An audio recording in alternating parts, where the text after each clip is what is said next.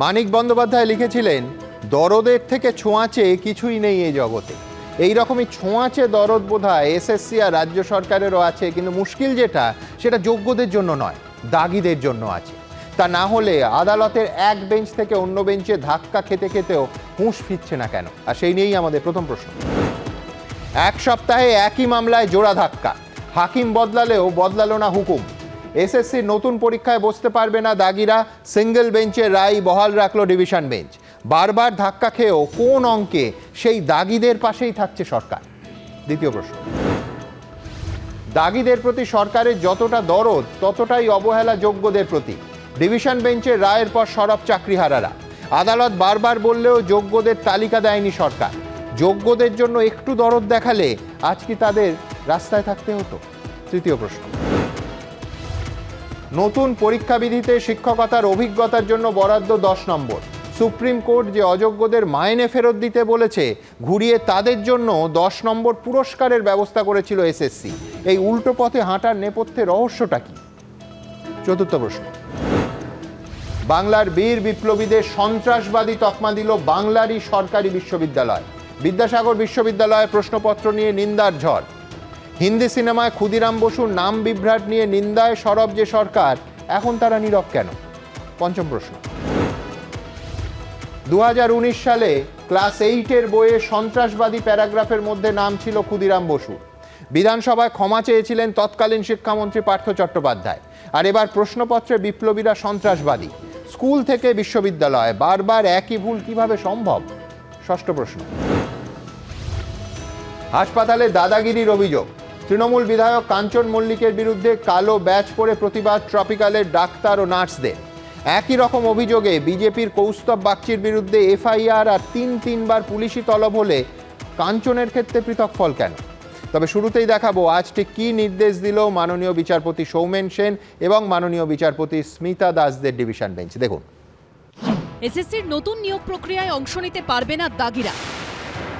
হাইকোর্টের সিঙ্গেল বেঞ্চের রায় বহাল রাখল ডিভিশন বেঞ্চ। প্রথমে সিঙ্গেল বেঞ্চ, এবার ডিভিশন বেঞ্চ। ফের হাইকোর্টে জোর ধাক্কা খেল রাজ্য সরকার। ফের পরাজয়। আদালতে মুখ থুবড়ে পড়ল স্কুল সার্ভিস কমিশনও। এটা একদম সঠিক সিদ্ধান্ত যে অযোগ্য যারা টাকা দিয়ে চাকরি পেয়েছে বা কোনো না কোনোভাবে র্যাঙ্ক জাম করে চাকরি পেয়েছে, তাদের পরীক্ষায় বসার কোনো অধিকার নেই, সেটা সুপ্রিম কোর্ট থেকেও জানিয়ে দিয়েছিল।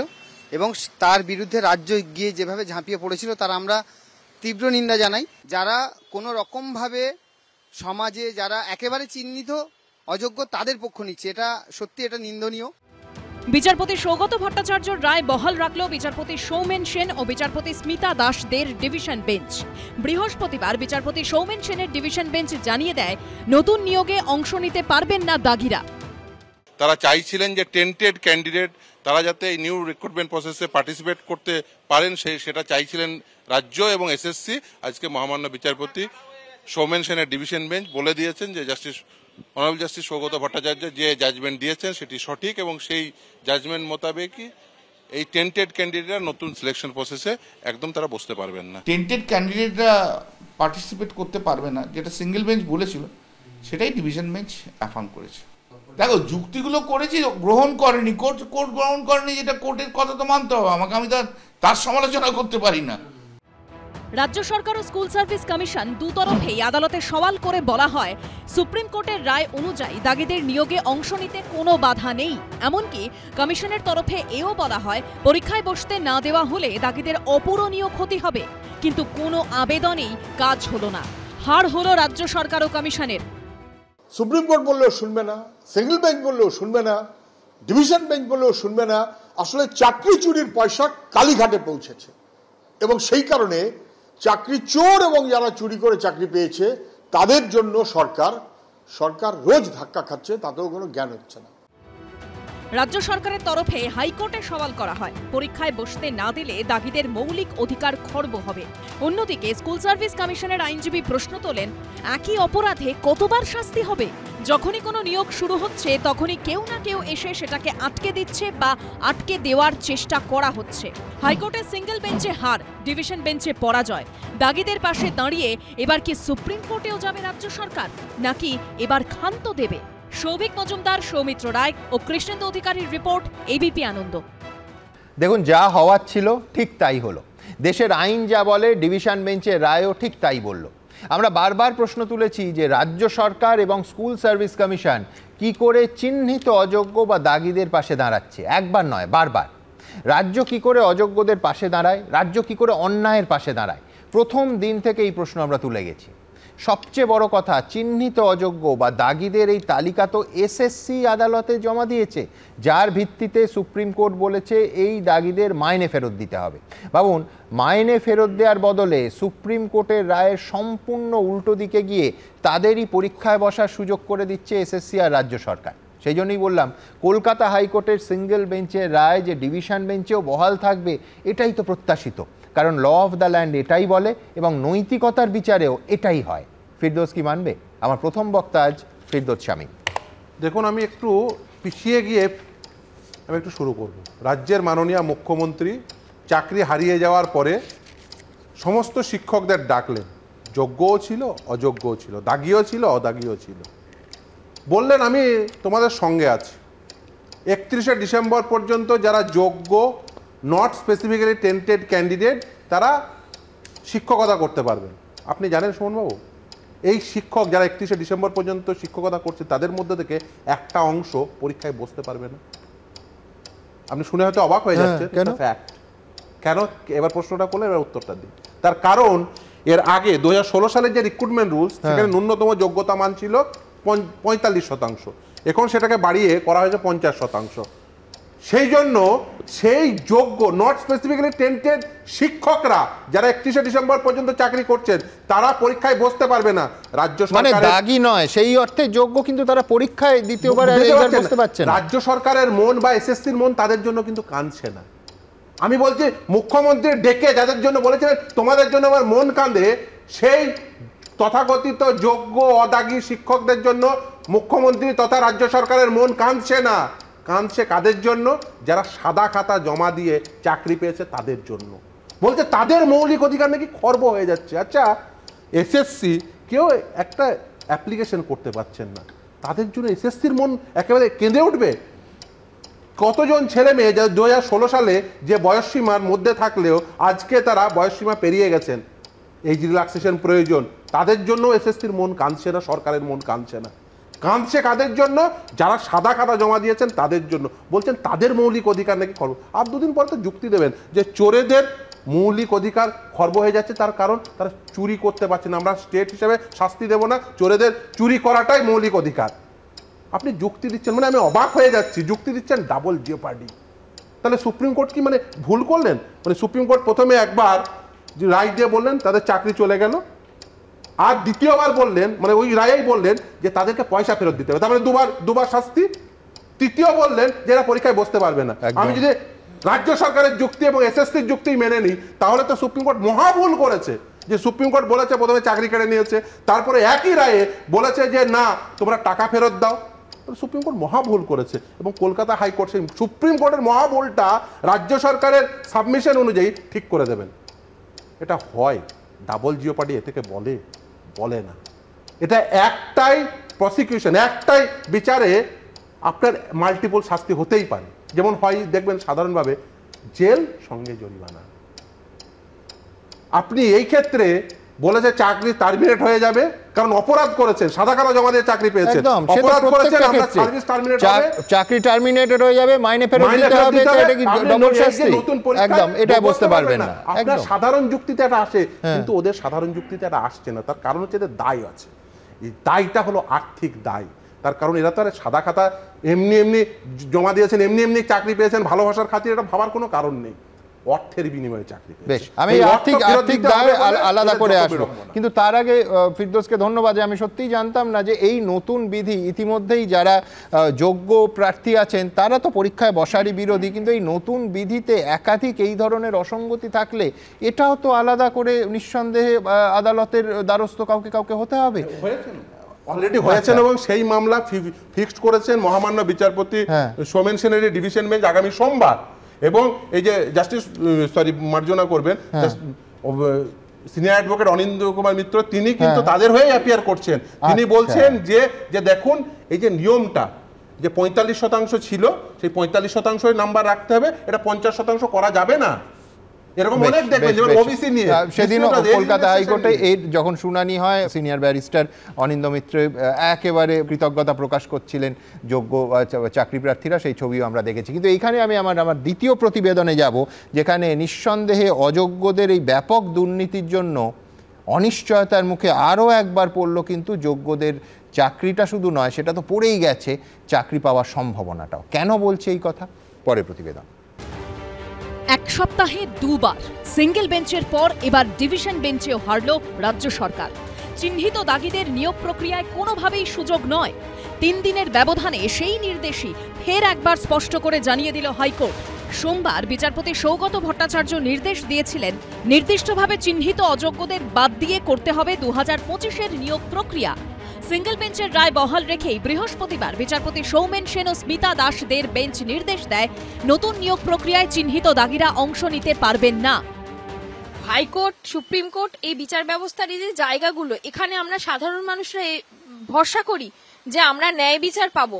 অন্তত আজকের এই যে রায়দান বা সুপ্রিম কোর্ট আগেও দিয়েছে, এই জায়গাটুকুতে আমরা ন্যায় বিচার পেয়েছি যে যারা অযোগ্য তারা পরীক্ষায় বসতে পারবে না, তাদের স্কুল যাওয়া বন্ধ হয়ে গেছে, তাদের 12% সুদের হারে টাকা ফেরত দেওয়ার কথা বলা হয়েছে, সেই দিক থেকে সমস্ত সঠিক রায় হয়েছে।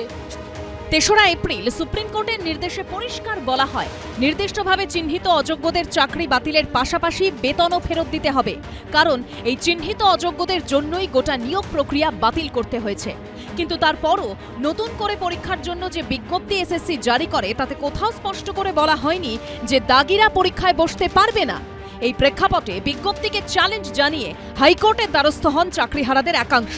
1 জুলাই এই মামলার শুনানিতে বিচারপতি সৌগত ভট্টাচার্য প্রশ্ন করেন, নিয়োগ বিজ্ঞপ্তিতে নির্দিষ্ট করে চিহ্নিত অযোগ্যদের কেন নতুন নিয়োগ প্রক্রিয়ায় অংশ নিতে স্পষ্ট করে বারণ করা হলো না? হাইকোর্টে দাঁড়িয়ে দাগীদের হয়ে সওয়াল করে স্কুল সার্ভিস কমিশনের আইনজীবী বলেন, সুপ্রিম কোর্ট কোথাও বলেনি যে নির্দিষ্টভাবে চিহ্নিত অযোগ্যরা নতুন নিয়োগ প্রক্রিয়ায় অংশ নিতে পারবে না। কখনো তিনি প্রশ্ন তোলেন, কারো দোষ প্রমাণ হয়েছে? কোন আইনে এদের আটকানো হবে? যা শুনে হাইকোর্টের বিচারপতি সৌগত ভট্টাচার্য অবধি বলেন, কমিশনের কাছ থেকে এই ব্যাখ্যা প্রত্যাশিত নয়। এত বড় দুর্নীতির অভিযোগ, টাকা ফেরত দেওয়ার কথা বলেছে সুপ্রিম কোর্ট, তারপরেও এটা বলবেন? সিঙ্গেল বেঞ্চের রায় পছন্দ না হওয়ায় ডিভিশন বেঞ্চের দ্বারস্থ হয় রাজ্য সরকার এবং স্কুল সার্ভিস কমিশন। সেখানেও ধাক্কা খেল দুপক্ষই। একটা প্রবাদ আছে, কান কাটা চলে বাজারের মধ্য দিয়ে। এই সরকারের অবস্থাও তাই। এত ভৎসনা, এত অপমানিত হওয়ার পরেও, সিঙ্গেল বেঞ্চ, ডিভিশন বেঞ্চ, সর্বক্ষেত্রে ঘাড় ধাক্কা খাওয়ার পরেও বিন্দুমাত্র লজ্জা বোধ এই সরকারের জাগছে না। এটাই সবচেয়ে বড় আশ্চর্যের বিষয়। ডিভিশন বেঞ্চের, হাইকোর্টের ডিভিশন বেঞ্চের এসএসসি সংক্রান্ত যে রায় বেরিয়েছে, সেই রায় যে সংশ্লিষ্ট দপ্তর আছে, অর্থাৎ শিক্ষা দপ্তর এবং এসএসসি, তারা আগে খতিয়ে দেখবেন, আইনি দিকটা খতিয়ে দেখবেন, আইনি পরামর্শ নেবেন এবং সেই মতো রাজ্য সরকার তার পরবর্তী পদক্ষেপ নেবে। সোমবার হাইকোর্ট স্পষ্ট নির্দেশ দিয়েছিল, সুপ্রিম কোর্টের নির্দেশ মেনেই নিয়োগ প্রক্রিয়া সংগঠিত করতে হবে। বৃহস্পতিবার সেই রায়ই বহাল রাখল ডিভিশন বেঞ্চ। সৌভিক মজুমদার, সৌমিত্র রায় ও সমীরণ পালের রিপোর্ট, এবিপি আনন্দ। দেখুন, আমার পরের বক্তা প্রথম দিন থেকে বলে আসছেন যে সরকার যোগ্যদের পাশে নেই, যাবতীয় দরদ দাগীদের জন্য, এবং যোগ্যদের যদি সত্যি পাশে থাকতেন, তার যুক্তি ছিল তাহলে যখন বারবার হাইকোর্ট থেকে সুপ্রিম কোর্ট যোগ্যদের তালিকা চেয়েছিল, তাহলে সেই তালিকাটা সরকারের তরফ থেকে জমা দেয়া হতো। অমিত রঞ্জন ভূঁইয়া, ভৌত বিজ্ঞানের প্রাক্তন শিক্ষক, প্রতিবার প্রাক্তন শব্দটা বলতে গিয়ে আমার খারাপ লাগে, দক্ষিণ 24 পরগনার একটা স্কুলে অত্যন্ত সম্মানের সঙ্গে পড়াতেন। অমিত রঞ্জন ভূঁইয়ার কাছে যাব, আজ কি বলবেন? শুভ সন্ধ্যা। আমি আজকে আমার কয়েকটি কথা বলবো, তার আগে আমি রবি ঠাকুরের প্রশ্ন কবিতার দুটি লাইন দিয়ে আমি শুরু করছি। তাই তো তোমায় সুধাই অশ্রু জলে, যাহারা তোমার বিষায়েছে বায়ু, নিভায়েছে তব আলো, তুমি কি তাদের ক্ষমা করিয়াছ, তুমি কি বেঁচেছো ভালো। এই রাজ্য সরকারের দুর্নীতি আমাদের নিঃশ্বাসের, আমরা যে অক্সিজেন নিই, যেটা নিয়ে বেঁচে থাকি, তাতে বিষ মিশিয়েছে। আমরা যে আশ্রয়টাকে, যে জীবিকাটাকে আমাদের জীবন ধারণের অবলম্বন করেছিলাম সেইটা কেড়ে নেওয়ার ব্যবস্থা করেছে। এই রাজ্য সরকারের প্রাতিষ্ঠানিক দুর্নীতির জন্যে আজকে আমাদের এই অবস্থা হয়েছে। আমরা ভেবেছিলাম হয়তো সে তার নিজের ভুল থেকে শুধরে নেবে, কিন্তু কি বারবার দেখছি সেই হাইকোর্ট থেকে সুপ্রিম কোর্ট এবং আবার পরবর্তীতে হাইকোর্টে বারবার অযোগ্যদেরকে বাঁচানোর চেষ্টা করছে। বারবার ওনারা সওয়াল করছেন অযোগ্যদের দাগিদের মৌলিক অধিকার নিয়ে, কিন্তু যারা কোনো অন্যায় করলো না, যাদের বিরুদ্ধে কোনো অভিযোগ পেল না, যাদের বিরুদ্ধে 17 রকমের কোনো অভিযোগ, র্যাংজাম, ওএমআর ইস্যু কোনো অভিযোগ পাওয়া গেল না, তাদের মৌলিক অধিকার নিয়ে আমাদের একটা আশা ছিল হয়তো বিচার ব্যবস্থা হবে, সেখানেও কিন্তু আমরা ব্যর্থ হয়েছি। আমরা একটা জিনিস জানতে চাই, 140 কোটির দেশে আমরা যদি বিচার না পাই আমরা কোথায় যাব? আপনি কেন আমাদেরকে টেন্টেড বলে দাগাতে পারলেন না? আর কেনই বা আমাদেরকে আনটেন্টেড বলতে পারলেন না? কেন আমাদেরকে বারবার বলে গেলেন not specifically found to be tainted? আমাকে বলে যান যে আপনারা এই দুর্নীতি করেছেন, আপনাদের এই অভিযোগ পাওয়া গেছে। 15,403 জন যাদের বিরুদ্ধে কোনো অভিযোগ পাওয়া যায়নি তাদেরকে কেনই শাস্তি দিচ্ছেন? তাদের জীবনকে কেন নরক করছেন? এবং এই বরাবর আমরা দেখছি রাজ্য সরকার দায়ী। রাজ্য সরকার বারবার অযোগ্যদের পাশে দাঁড়াচ্ছে, তাদের মৌলিক অধিকার নিয়ে ভাবছে, আমাদের অধিকার নিয়ে ভাবছে না। পশ্চিমবঙ্গের মেধা, পশ্চিমবঙ্গের শিক্ষা আজকে ভুলুণ্ঠিত হয়েছে। এটা কি বাঙালির লজ্জা নয়? এই লজ্জা রাখবে কোথায় বাঙালি যে আজকে যোগ্য শিক্ষকরা রাস্তায় বসে রয়েছে এই এক বুক যন্ত্রণা নিয়ে? রাজ্য সরকার সেটা নিয়ে একবার ভাবছে না। ওনারা বিচার ব্যবস্থা আমাদের শাস্তি দিয়েছেন, এটা শুধু আমাদের শাস্তি নয়, আমাদের পরিবারকেও শাস্তি দিয়েছে। ওনারা তো লিখতে পারতেন যে আপনাদেরকে ফাঁসির শাস্তি দিলাম, এটা এই যন্ত্রণা থেকে সেটা মনে হয় জন্য আমাদের জন্য আরও উপযুক্ত হতো। তাই আমি কয়েকটা লাইন বলে আমি আমার বক্তব্যটা শেষ করব, যেটা মনে হয় এই সময়ের জন্য উপযুক্ত হবে। যে কতটুকু অশ্রু গড়ালে হৃদয় জলে সিক্ত, কতটা প্রদীপ শিখা জ্বালালেই জীবন আলোক দীপ্ত, কত ব্যথা বুকে চাপালেই তাকে বলি আমি ধৈর্য, নির্মমতা কত দূর হলে জাতি হবে নির্লজ্জ। আমি চিৎকার করে কাঁদিতে চাহিয়া করিতে পারিনি চিৎকার, বুকের ব্যথা বুকে চাপায়ে নিজেকে দিয়েছি ধিৎকার। বাঙালি হিসেবে পশ্চিমবাংলায় জন্মেছি, এটা আমাদের কাছে ধিৎকার। কেন আমি এই বাংলায় জন্মালাম? অন্য কোথাও জন্মালে হয়তো এই পরিস্থিতি অন্যের দোষ নিয়ে, অন্যের পাপের ফল নিয়ে, অন্যের লোভের পরিণতি হিসেবে আমাদেরকে আজকে এই দিন দেখতে হতো না। 10 বছর আগে আমরা চাকরি পরীক্ষা দিয়েছিলাম, 7 বছর যোগ্যতার সঙ্গে চাকরি করছি। স্কুলে বাচ্চারা আমাদেরকে বলেন স্যার আপনারা কবে আবার আগের মতো ফিরে আসবেন? ম্যাম আবার কবে আগে ফিরে আসবেন? আপনাদের ক্লাস আপনারা কবে আবার নিয়মিত করবেন? আমরা বুঝতে পারছি না। আমাদেরকে এই যন্ত্রণা থেকে মুক্তি দিন, আমরা আবার বিদ্যালয়ে ফিরে গিয়ে ওই কালো বোর্ডগুলোতে চক ডাস্টার দিয়ে ওদের জীবন গড়ে তুলি, জীবনের রেখাগুলোকে গড়ে তুলি। আমাদেরকে আবার বিদ্যালয়ে ফিরে যাওয়ার ব্যবস্থা করে দিন। হয়তো আমরা বলে উঠতে পারছি না, দিনের পর দিন আসছি, রাস্তায় পড়ে রয়েছি, মার খাচ্ছি, লাঠি খাচ্ছি, মাথা ফাটছে, চোখ হয়েছে। এটা কি আমাদের পাওনা ছিল? এটা কি যোগ্য শিক্ষকদের, বাংলার মেধাবী শিক্ষকদের পাওনা ছিল? এটা কবে বুঝবে রাজ্য সরকার? বারবার ওরা কেন অযোগ্যদের দাগিদের পাশে তাদের মৌলিক অধিকার নিয়ে ভাবছে, আমাদের মৌলিক অধিকার নিয়ে কবে ভাববে? এই প্রশ্ন আমরা বারবার করে যাচ্ছি। যে বাংলায় রবীন্দ্রনাথ জন্মেছে, বিবেকানন্দ জন্মেছে, বিদ্যাসাগর জন্মেছে, বাংলার শিক্ষা সংস্কৃতির এই অবমূল্যায়ন, অধঃপতন আর দেখা যাচ্ছে না। আমাদেরকে এই যন্ত্রণা থেকে মুক্তি দিন।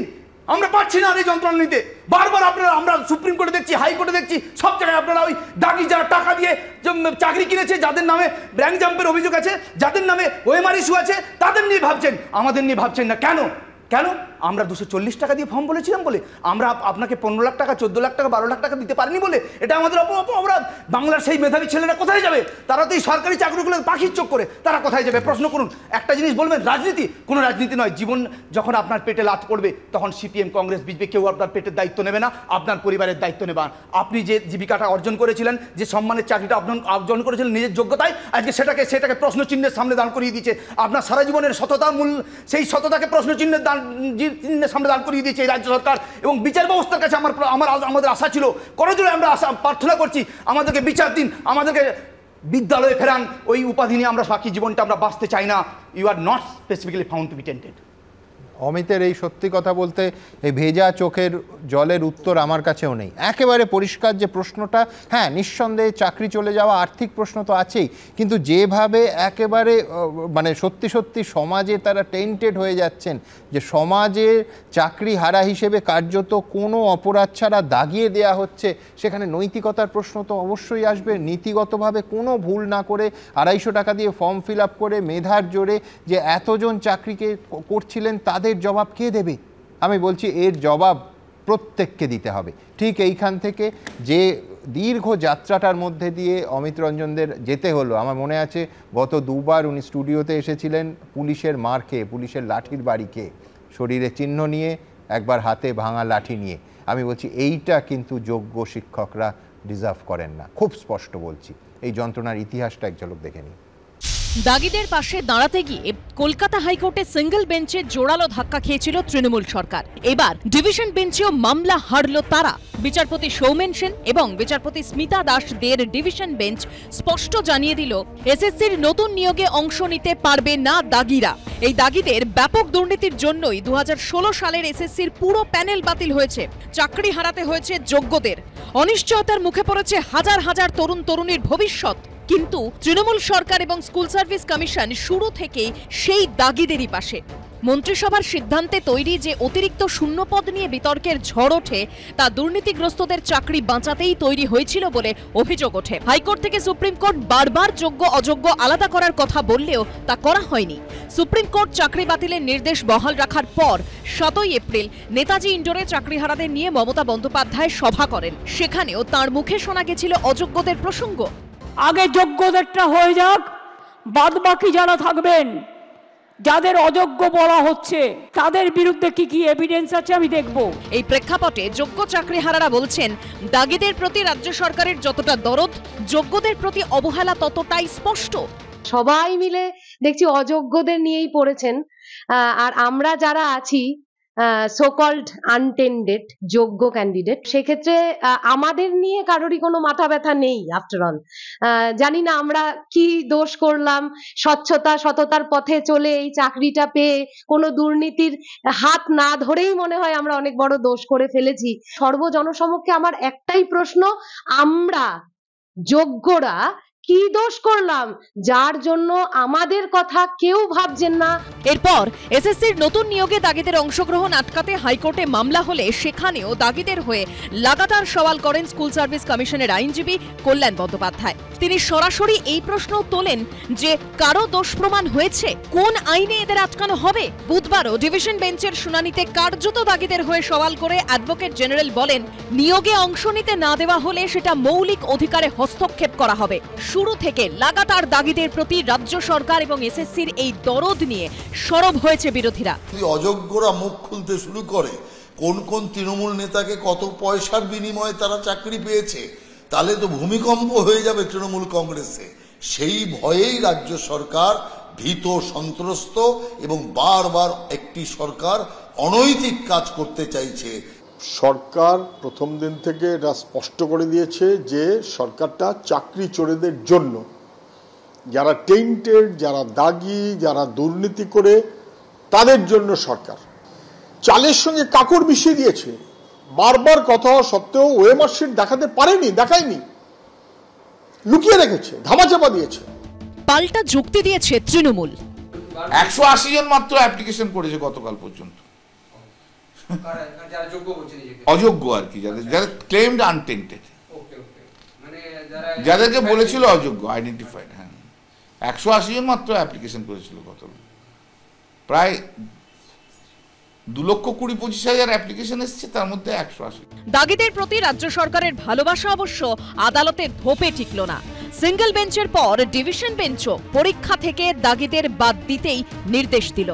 সৌভিক মজুমদার, সৌমিত্র রায় ও উজ্জ্বল মুখোপাধ্যায়ের রিপোর্ট, এবিপি আনন্দ।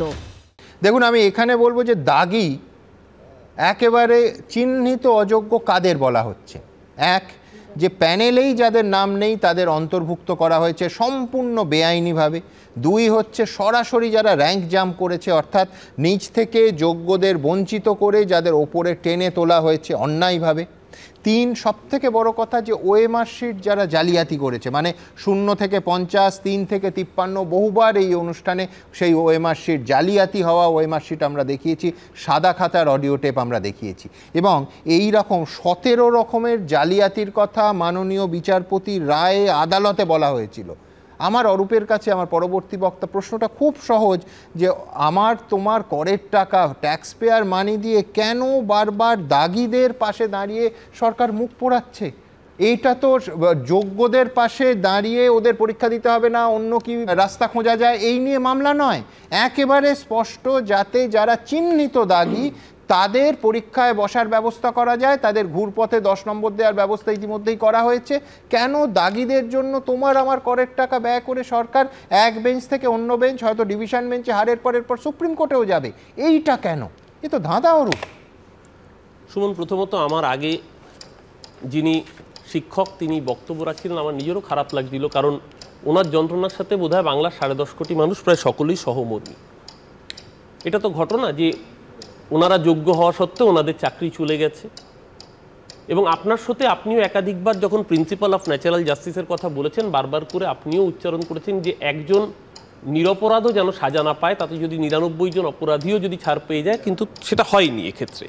দেখুন, যোগ্য অযোগ্য, দাগি অদাগি, টেন্টেড নন টেন্টেড, যেই শব্দবন্ধগুলো নিয়ে আমরা আলোচনা করছি, তার আগে মাথায় রাখতে হবে যেদিনকে এই রিপোর্টটা এসেছিল, নির্দেশিকাটা এসেছিল 26,000-এ, সেদিনকে একটা সেকশন জয়োল্লাসের মতো করে আনন্দ করেছিল, রাজনৈতিক আনন্দ করেছিল। তারা আজকে একরকম কথা বলছে ঠিকই, কিন্তু যখন আমার কাছে যোগ্য অযোগ্য আইডেন্টিফাইড, আপনি বলতে পারেন যে এসএসসি কেন অযোগ্যর তালিকাটা জমা দিয়েছে, যোগ্যর তালিকা জমা দেয়নি, আপনার বলার জায়গা আছে নিশ্চিতভাবে। কিন্তু যখন কোর্টের কাছে টেন্টেড মানে দাগিদের তালিকাটা এসএসসি জমা দিয়েছে, একদম তাই, সিবিআই খুঁজে বের করেনি। এসএসসি তালিকাটা জমা দিয়েছে কিসের ভিত্তিতে? সিবিআই তদন্ত করে, সিবিআইও সিলবন্ধ খামেই সেটা জমা দিয়েছিল। তার মানে কি, সুপ্রিম কোর্টের কাছে নির্দিষ্টভাবে ছিল যে কারা টেন্টেড কারা আনটেন্টেড। এবার আপনি বলতে পারেন আনটেন্টেডটা সার্টিফাইড এসএসসি করেনি, সেক্ষেত্রে এটাই সমস্যা। কিন্তু সেক্ষেত্রেও principal of natural justice violation নিয়ে আপনার সাথে একাধিকবার আলোচনা হয়েছে। আজকে ওনাদের এই যন্ত্রণার সাথে আমরা সকলে সমব্যথী। আমি যখন আসছিলাম, মানে আমার আগে ফিরদৌস শামীম বক্তব্য রাখছিলেন, আমি শুনছিলাম, উনি হঠাৎ করে একটা এমন এক্সাম্পল দিন, উনি বিশিষ্ট আইনজীবী, আমি ওনার কাছ থেকে আইন নিশ্চয়ই শিখতে পারি, আমি তো আইন জানি না, আইনের ছাত্র নেই। ডাবল জেওপার্ডির কথা বলছিলেন যে একটা মামলা একজনকে জেল দেওয়া হলো, তার সাথে জরিমানাও দেওয়া হলো। না, সেটা নয় ডাবল জেওপার্ডি। আজকে আপনি ব্যাপারটা হচ্ছে, সুকুমার রায় হজবরলতে লিখে গিয়েছিল না যে হুকুম হলো ন্যাড়া 3 মাসের জেল আর 7 দিনের ফাঁসি, ব্যাপারটা সেরকম দাঁড়াচ্ছে। সরকার ডিসক্রিমিনেট করতে পারে না সরকারের জায়গা থেকে। কারণ কেন বলছি সুমন এই কথাটা, তার কারণ আজকে যারা এখানে এই কথা বলছেন, আগামী দিন যাদেরকে কোট আনকোট টেন্টেড বলা হচ্ছে, তারা যদি গিয়ে মামলা করে, কারণ এই উদাহরণ আমরা দেখেছি এর আগেই ফিরদৌস শামীম রায় যখন শারীর শিক্ষা কর্মশিক্ষার মঞ্চে গিয়েছিলেন, গিয়ে বলেছিলেন আপনাদের কোনো অপরাধ নেই, আপনারা প্রত্যেককে যোগ্য, আপনাদেরকে অন্যায়ভাবে বঞ্চিত করে দেখা হয়েছে, আপনাদের পাশে আমরা আছি। তারপরে যখন সরকার সুপার নিউমেরিক পোস্ট করেছিল, তখনই ফিরদৌস শামীম এন্ড কোম্পানিরাই কিন্তু আবার গিয়ে মামলা করেছিল। অর্থাৎ এক এক জায়গায় যদি আমি এক এক রকম স্ট্যান্ড চেঞ্জ করি, সরকারও ফিরদৌস শামীমরা চালাচ্ছেন না, কোর্টও চালাচ্ছেন না। আমার বক্তব্য আজকে ঠিক যেভাবে দাগিদের পাশে সরকার দাঁড়াচ্ছে, কেন যোগ্যদের পাশে দাঁড়ালো না? দাগিদের পাশে দাঁড়ানোর বিষয়টা নয়, না একদমই দাগিদের পাশে। মামলা সিঙ্গেল বেঞ্চ থেকে ডিভিশন বেঞ্চ একেবারে দাগিদের নিয়েই হয়েছে, বিষয়টা দাগিদের পাশে দাঁড়ানোর জন্য নয়, বিষয়টা সরকার সুপ্রিম কোর্টের রায়কে কমপ্লাই করতে বাধ্য। আমরা সকলে হাইকোর্ট হোক সুপ্রিম কোর্ট হোক তাদের রায়কে মানতে বাধ্য। আজকে কল্যাণ বন্দ্যোপাধ্যায় যেটা বলেছেন, এটা ঘটনা যে 2 লক্ষ অ্যাপ্লিকেন্টের মধ্যে টোটাল 1801 জন সম্ভবত রয়েছে, তার মধ্যে 188 জন এখানে অ্যাপ্লাই করেছেন। এখানে একটাই বক্তব্য, যেটা সকলে আপনারাও দেখিয়েছেন, যে 10 নম্বর, যে যাদের প্রায়র এক্সপিরিয়েন্স রয়েছে তাদের ক্ষেত্রে 10 নম্বর, তাহলে যারা অন্যায় করে চাকরি পেয়েছিলেন তারাও কি করে 10 নম্বরের জন্য এলিজিবল হন? এই বক্তব্যটা, এটা হাইকোর্ট সেখানে ইন্টারভেন করতেই পারে।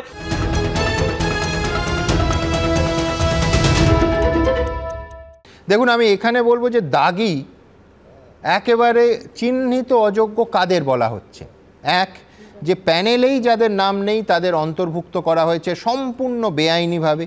2 হচ্ছে সরাসরি যারা র্যাঙ্ক জাম্প করেছে, অর্থাৎ নিচ থেকে যোগ্যদের বঞ্চিত করে যাদের ওপরে টেনে তোলা হয়েছে অন্যায়ভাবে। 3, সবথেকে বড় কথা, যে ওএমআর শিট যারা জালিয়াতি করেছে, মানে 0 থেকে 50, 3 থেকে 53, বহুবার এই অনুষ্ঠানে সেই ওএমআর শিট জালিয়াতি হওয়া ওএমআর শিট আমরা দেখিয়েছি, সাদা খাতার অডিও টেপ আমরা দেখিয়েছি। এবং এই রকম 17 রকমের জালিয়াতির কথা মাননীয় বিচারপতির রায়ে আদালতে বলা হয়েছিল। আমার অরূপের কাছে আমার পরবর্তী বক্তা প্রশ্নটা খুব সহজ, যে আমার তোমার করের টাকা, ট্যাক্স পেয়ার মানি দিয়ে কেন বারবার দাগিদের পাশে দাঁড়িয়ে সরকার মুখ পোড়াচ্ছে? এইটা তো যোগ্যদের পাশে দাঁড়িয়ে ওদের পরীক্ষা দিতে হবে না, অন্য কি রাস্তা খোঁজা যায়, এই নিয়ে মামলা নয়। একেবারে স্পষ্ট, যাতে যারা চিহ্নিত দাগি তাদের পরীক্ষায় বসার ব্যবস্থা করা যায়, তাদের ঘুরপথে 10 নম্বর দেওয়ার ব্যবস্থা ইতিমধ্যেই করা হয়েছে। কেন দাগিদের জন্য তোমার আমার করের টাকা ব্যয় করে সরকার এক বেঞ্চ থেকে অন্য বেঞ্চ, হয়তো ডিভিশন বেঞ্চে হারের পরের পর সুপ্রিম কোর্টেও যাবে? এইটা কেন? এ তো ধাঁধা অরূপ। সুমন, প্রথমত আমার আগে যিনি শিক্ষক তিনি বক্তব্য রাখছিলেন, আমার নিজেরও খারাপ লাগছিল, কারণ ওনার যন্ত্রণার সাথে বোধহয় বাংলার 10.5 কোটি মানুষ প্রায় সকলেই সহমর্মী। এটা তো ঘটনা যে ওনারা যোগ্য হওয়া সত্ত্বেও ওনাদের চাকরি চলে গেছে। এবং আপনার সাথে আপনিও একাধিকবার যখন প্রিন্সিপাল অফ ন্যাচারাল জাস্টিসের কথা বলেছেন, বারবার করে আপনিও উচ্চারণ করেছেন যে একজন নিরপরাধও যেন সাজা না পায়, তাতে যদি 99 জন অপরাধীও যদি ছাড় পেয়ে যায়, কিন্তু সেটা হয়নি এক্ষেত্রে। দেখুন, যোগ্য অযোগ্য, দাগি অদাগি, টেন্টেড নন টেন্টেড, যেই শব্দবন্ধগুলো নিয়ে আমরা আলোচনা করছি, তার আগে মাথায় রাখতে হবে যেদিনকে এই রিপোর্টটা এসেছিল, নির্দেশিকাটা এসেছিল 26,000-এ, সেদিনকে একটা সেকশন জয়োল্লাসের মতো করে আনন্দ করেছিল, রাজনৈতিক আনন্দ করেছিল। তারা আজকে একরকম কথা বলছে ঠিকই, কিন্তু যখন আমার কাছে যোগ্য অযোগ্য আইডেন্টিফাইড, আপনি বলতে পারেন যে এসএসসি কেন অযোগ্যর তালিকাটা জমা দিয়েছে, যোগ্যর তালিকা জমা দেয়নি, আপনার বলার জায়গা আছে নিশ্চিতভাবে। কিন্তু যখন কোর্টের কাছে টেন্টেড মানে দাগীদের তালিকাটা এসএসসি জমা দিয়েছে, একদম তাই, সিবিআই খুঁজে বের করেনি। এসএসসি তালিকাটা জমা দিয়েছে কিসের ভিত্তিতে? সিবিআই তদন্ত করে, সিবিআইও সিলবন্ধ খামেই সেটা জমা দিয়েছিল। তার মানে কি, সুপ্রিম কোর্টের কাছে নির্দিষ্টভাবে ছিল যে কারা টেন্টেড কারা আনটেন্টেড। এবার আপনি বলতে পারেন আনটেন্টেডটা সার্টিফাইড এসএসসি করেনি, সেক্ষেত্রে এটাই সমস্যা। কিন্তু সেক্ষেত্রেও principal of natural justice violation নিয়ে আপনার সাথে একাধিকবার আলোচনা হয়েছে। আজকে ওনাদের এই যন্ত্রণার সাথে আমরা সকলে সমব্যথী। আমি যখন আসছিলাম, মানে আমার আগে ফিরদৌস শামীম বক্তব্য রাখছিলেন, আমি শুনছিলাম, উনি হঠাৎ করে একটা এমন এক্সাম্পল দিন, উনি বিশিষ্ট আইনজীবী, আমি ওনার কাছ থেকে আইন নিশ্চয়ই শিখতে পারি, আমি তো আইন জানি না, আইনের ছাত্র নেই। ডাবল জেওপার্ডির কথা বলছিলেন যে একটা মামলা একজনকে জেল দেওয়া হলো, তার সাথে জরিমানাও দেওয়া হলো, না সেটা নয় ডাবল জেওপার্ডি। আজকে আপনি ব্যাপারটা হচ্ছে ওই সুকুমার রায় হজবরলতে লিখে গিয়েছিল না যে হুকুম হলো ন্যাড়ার 3 মাসের জেল আর 7 দিনের ফাঁসি, ব্যাপারটা সেরকম দাঁড়াচ্ছে। সরকার ডিসক্রিমিনেট করতে পারে না সরকারের জায়গা থেকে। কারণ কেন বলছি সুমন এই কথাটা, তার কারণ আজকে যারা এখানে এই কথা বলছেন, আগামী দিন যাদেরকে কোট আনকোট টেন্টেড বলা হচ্ছে, তারা যদি গিয়ে মামলা করে, কারণ এই উদাহরণ আমরা দেখেছি এর আগেই ফিরদৌস শামীম রাই যখন শারীর শিক্ষা কর্মশিক্ষার মঞ্চে গিয়েছিলেন, গিয়ে বলেছিলেন আপনাদের কোনো অপরাধ নেই, আপনারা প্রত্যেককে যোগ্য, আপনাদেরকে অন্যায়ভাবে বঞ্চিত করে দেখা হয়েছে, আপনাদের পাশে আমরা আছি। তারপরে যখন সরকার সুপার নিউমেরিক পোস্ট করেছিল, তখনই ফিরদৌস শামীম এন্ড কোম্পানিরাই কিন্তু আবার গিয়ে মামলা করেছিল। অর্থাৎ এক এক জায়গায় যদি আমি এক এক রকম স্ট্যান্ড চেঞ্জ করি, সরকারও ফিরদৌস শামীমরা চালাচ্ছেন না, কোর্টও চালাচ্ছেন না। আমার বক্তব্য আজকে ঠিক যেভাবে দাগীদের পাশে সরকার দাঁড়াচ্ছে, কেন যোগ্যদের পাশে দাঁড়ালো না? দাগীদের পাশে দাঁড়ানোর বিষয়টা না, একদমই দাগীদের মামলা সিঙ্গেল বেঞ্চ থেকে ডিভিশন বেঞ্চ একেবারে দাগীদের নিয়েই হয়েছে, বিষয়টা দাগীদের পাশে দাঁড়ানোর জন্য নয়, বিষয়টা সরকার সুপ্রিম কোর্টের রায়কে কমপ্লাই করতে বাধ্য। আমরা সকলে হাইকোর্ট হোক সুপ্রিম কোর্ট হোক তাদের রায়কে মানতে বাধ্য। আজকে কল্যাণ বন্দ্যোপাধ্যায় যেটা বলেছেন এটা ঘটনা, যে 2 লক্ষ অ্যাপ্লিকেন্টের মধ্যে টোটাল 1801 জন সম্ভবত রয়েছে, তার মধ্যে 188 জন এখানে অ্যাপ্লাই করছেন। এখানে একটাই বক্তব্য যেটা সকলে আপনারাও দেখিয়েছেন যে 10 নম্বর, যে যাদের প্রায়র এক্সপিরিয়েন্স রয়েছে তাদের ক্ষেত্রে 10 নম্বর, তাহলে যারা অন্যায় করে চাকরি পেয়েছিলেন তারাও কি করে 10 নম্বরের জন্য এলিজিবল হন?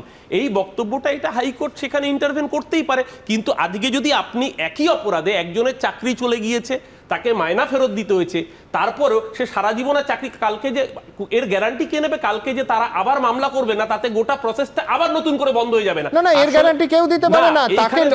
কিন্তু আমি বলছি ওই অমিত বাবুর মতো যোগ্যরা যে আজকে বঞ্চিত হলো, সেটা তো এসএসসি সার্টিফিকেটটার জন্য। এসএসসি যদি বলতো যে যারা চিহ্নিত অযোগ্য তার বাইরে সবাই যোগ্য, আজকে বেচারাদের একজনেরও চাকরি যেত না। জিনিসটা খুব সিম্পল।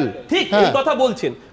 আজ থেকে 8 বছর 9 বছর হয়ে যাওয়া পরীক্ষার প্রেক্ষিতে যার ওএমআর নেই, নিয়ম অনুযায়ী নেই, আর ভাবুন তাতে গোটা পরীক্ষাটাকে বন্ধ করে দেওয়া যায়, অথচ 6 মাস আগের নিট পরীক্ষা, সেই পরীক্ষাটাকে সার্টিফাই করিয়ে দেওয়া যায়। একদম আমি একটা জায়গায় সম্পূর্ণ দ্বিমত, সেটা হচ্ছে নিয়ম অনুযায়ী নেই নয়, এই ওএমআর শিট ধ্বংস করা হয়েছে নিয়মটাকে পরিবর্তন করে, এবং ও 3 মাসের জেল আর 7 দিনের ফাঁসির কথা বলছিল। আমি বলছি যে দুর্নীতির গেছো দাদাদের নিয়ে এত রক্ষণশীল কেন হবে একটা সরকার? দেখুন আমি দুটো কথা বলি।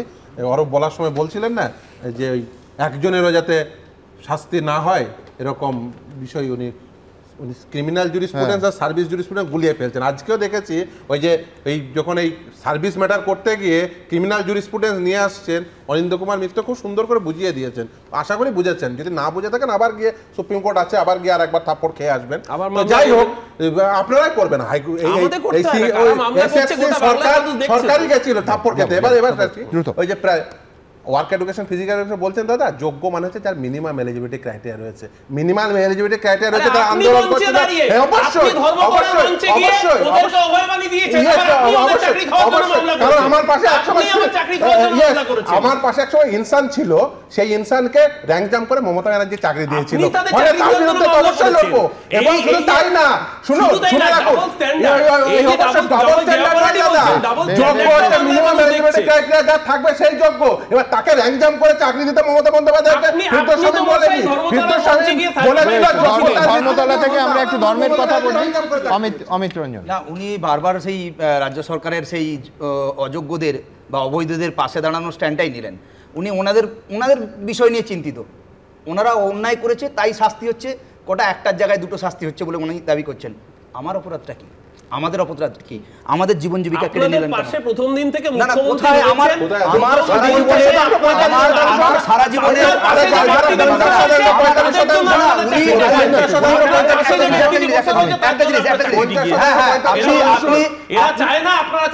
আপনি একথা বলতেই পারেন, আপনি ওনাকে দোষারোপ করতেই পারেন, কিন্তু আমার প্রশ্ন, যদি আজকে চালের মধ্যে কাঁকর মানে চাকরি যদি চুরি না হতো, অবৈধ ভাগে টাকার বিনিময়ে নিয়োগ যদি না হতো, তাহলে এই পরিস্থিতির সৃষ্টি হতো। আমরা তাহলে দায়ী আগে কাকে করব? আমাদের এক নম্বর দায়ী রাজ্য সরকার। রাজ্য সরকার যদি চুরি না করতো, আপনাদের সামনে প্রতিবন্ধক হয়ে দাঁড়িয়েছে। রাজ্য সরকার যদি চুরি না করতো না, আপনি যেটা সেই একই কথা বললেন যে ওনারা অন্যায় মানে একটা অপরাধ করেছে তার শাস্তি, কিন্তু আমাদের অপরাধ কোথায়? আমাদের তো না, আপনি 403 জনের কথা বললেন না কেন? যে ওনাদের কোনো, আমরা এতদিন আমার মার্কশিট গুলো, আমার সার্টিফিকেট গুলো দেখে এখন আমাকে হাসে, বলছে আমি তুই সারা জীবন সব থেকে কি করলি? তুই তো হাত কাটা হইলো, কান কাটা ভুল হতে পারতিস, রাজনৈতিক দলে জয়েন করতে পারতিস, তার থেকে তোর লাইফস্টাইলটা অনেক বেটার হতো। তোর ফিজিক্স অনার্স পড়া বৃথা হয়ে গেছে। বাংলার শিক্ষিত বেকাররা আজকে, আমরা শুধু দিশাহারা হয়ে যায়নি, বাংলার শিক্ষিত বেকাররাই 10 বছরে দিশাহারা হয়ে গেছে। তারা দিশা খুঁজে পাচ্ছে না। বড় বড় ইউনিভার্সিটি কলেজ থেকে ভালো বড় রেজাল্ট করার পর তারা কি করবে? আপনি শুনলে অবাক হবেন, আমরা যখন ক্লাসে যাই কচি কাচাদের দিকে মুখ দিয়ে তাকাতে পারি না। তারা প্রশ্ন করে, একদিন আমাকে বলেই বলেছে, স্যার তারাও জানে, লজ্জা হয়ে নির্লজ্জের মতোই বলছি, তারাও আমাদের অবস্থা জানে। তারা যখন তাদেরকে মোটিভেট করার চেষ্টা করি, বাবা তোরা সৎ থাক, তোরা পরিশ্রম কর, ভালো রেজাল্ট কর, ভেতর থেকে বলে, অমিত কি বলছিস, মিথ্যা কথা বলছিস, সততার তো তুই দাম পেয়েছিস নাকি? তুই ওই বাচ্চাদের মোটিভেট করছিস? তার থেকে তো দেখলাম দিনের পর দিন যারা চুরি র্যাঙ্ক জাম্প করে চাকরি পেয়েছে, টাকা দিয়ে চাকরি পেয়েছে, যারা ওএমআর ইস্যুতে যাদের 5 থেকে 55 হয়ে গেছে, তারা বহাল তবিয়তে ঘুরে আছে। এবং তারা মাঝে মাঝে আমি শুনতে পাই, চাকরি আমাদের থাকলে তবে তোদের চাকরি থাকবে, মানে আমাদের চাকরি। এই গাছটা তারা কোথা থেকে পায়? যদি রাজ্য সরকারের প্রচ্ছন্ন মদত না থাকে বলুন। আমাদের কাছে অনেক খবর আছে, টেন্টেডরা পুরো কনফিডেন্ট যে আমাদের চাকরি যদি না থাকে তোমাদের চাকরি থাকবে না। কোথা থেকে এই গাছ তাদের পাচ্ছে? রাজ্য সরকার। সত্যি অমিতের এই প্রশ্নের মুখে আমাদের কারোর কোনো উত্তর নেই। 240 টাকা দিয়ে আমরা অপরাধ করেছি, কেন আমরা 15 লাখ দিইনি? তাহলে শেষ দিন পর্যন্ত রাজ্য সরকার মনে হয় দাগিদের পাশেই থাকতো। আপনি গ্যারান্টি দিতে পারবেন তো যে যারা কোট আনকোট টেন্টেড বলা হচ্ছে, যদি আজকে সরকার ডিসক্রিমিনেশন করে, তারা আবার মামলা করে এটা আটকে দেবে না? সেদিনকে আপনি আমার বক্তব্য যে রাজ্য সরকার শুধুমাত্র টেন্টেডের জন্য কেন চোখের জল ফেলছে, কেন শুধু দাগিদের জন্য দরদ? আমি বারবার বলছি, একটা বড় অংশ জেলে ঢুকে গেছেন, বড় অংশ, আর বাকিরা। পরের প্রতিবেদন। এসএসসি নিয়োগ প্রক্রিয়া থেকে বাদ দাগিরা।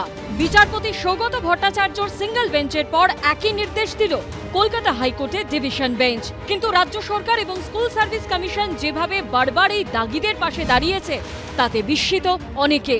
প্রশ্ন উঠছে, দাগিদের প্রতি রাজ্য সরকারের এত দরদ কিসের?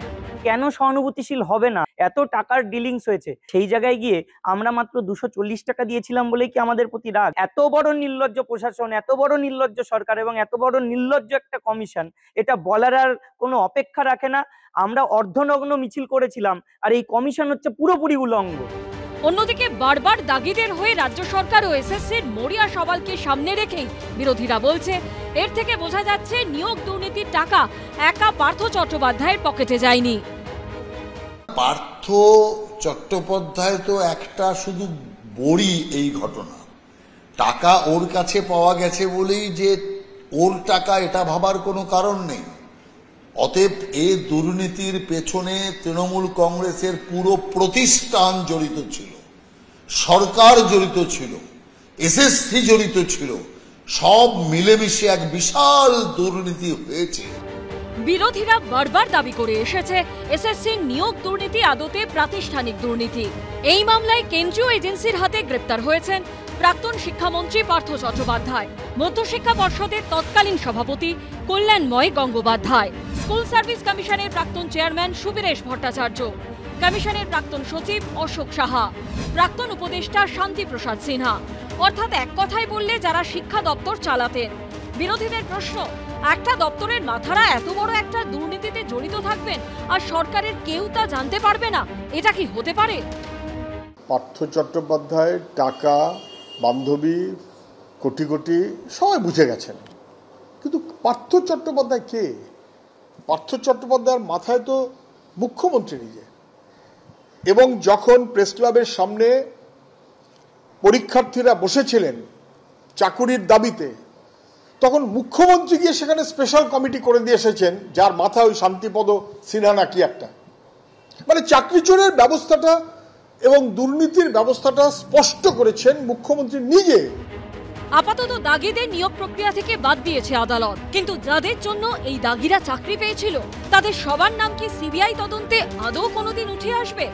সৌভিক মজুমদার, সৌমিত্র রায় ও উজ্জ্বল মুখোপাধ্যায়ের রিপোর্ট, এবিপি আনন্দ। দেখুন, বিস্ময়কর যেটা সেটা হচ্ছে দাগিদের পাশে সরকার আর পুলিশের লাঠির দাগটা পড়ছে অমিতবাবুদের পিঠে। এইখানে বিস্ময়টা। সব থেকে বড় কথা যে আমার আপনার করের টাকা, জনগণের টাকা, ট্যাক্স পেয়ার মানি দিয়ে বারবার এক কোর্ট থেকে এক কোর্ট, এক বেঞ্চ থেকে অন্য বেঞ্চ অকারণ গাল বাড়িয়ে এই থাপ্পড় খাওয়ার মানেটা কি হয়? আমি তর্কের খাতিরে ধরে নিচ্ছি যে যারা চাকরি বিক্রি করে টাকা তুলেছিল কারা তারা? তৎকালীন শিক্ষামন্ত্রী পার্থ চট্টোপাধ্যায়, তৎকালীন এসএসসি চেয়ারম্যান, তৎকালীন মধ্যশিক্ষা পর্ষদের সভাপতি, তৎকালীন এসএসসির মুখ্য উপদেষ্টা, সবাই জেলে। অযোগ্যদের এই তালিকা কোর্টে তো দিয়েছে এসএসসি। এখন এই 2025 সালের এই জুলাই মাসে দুর্নীতি করে যারা চাকরি পেয়েছিল তাদের জন্য সরকার কেন এত লড়ছে? এরপর তো বিরোধীরা প্রশ্ন তুলবে যে যারা জেলের বাইরে রয়ে গেল তারা কি তাহলে পার্থবাবুদের বকরা পেয়েছিল? কেয়া ঘোষ। সুমন, প্রশ্নটা হচ্ছে যে কেন এই প্যানেলটা বাতিল হলো বা ধাক্কা খেলো, থাপ্পড় খেলে, এটা নয়। প্রশ্নটা হচ্ছে পুরো প্যানেলটা কেন বাতিল হলো। আমরা যদি একটু পেছনে রিওয়াইন্ড করি, তার কারণ যখন অনারেবল জাস্টিস যখন বলেছিলেন ওই 5,000 থেকে 8,000 একটা কী সংখ্যা, সেই যারা অযোগ্য তাদেরকে বাতিল করা হোক, তারা কোথায় চলে গেছিলেন? শটান সুপ্রিম কোর্ট। সেখান থেকে ধাক্কা খেয়ে, থাপ্পড় খেয়ে, যাই বলুন না কেন, চলে এলেন হাইকোর্ট। হাইকোর্ট বারে বারে বলেছেন চাল আর কাকড় আলাদা করুন, সদিচ্ছা ছিল না।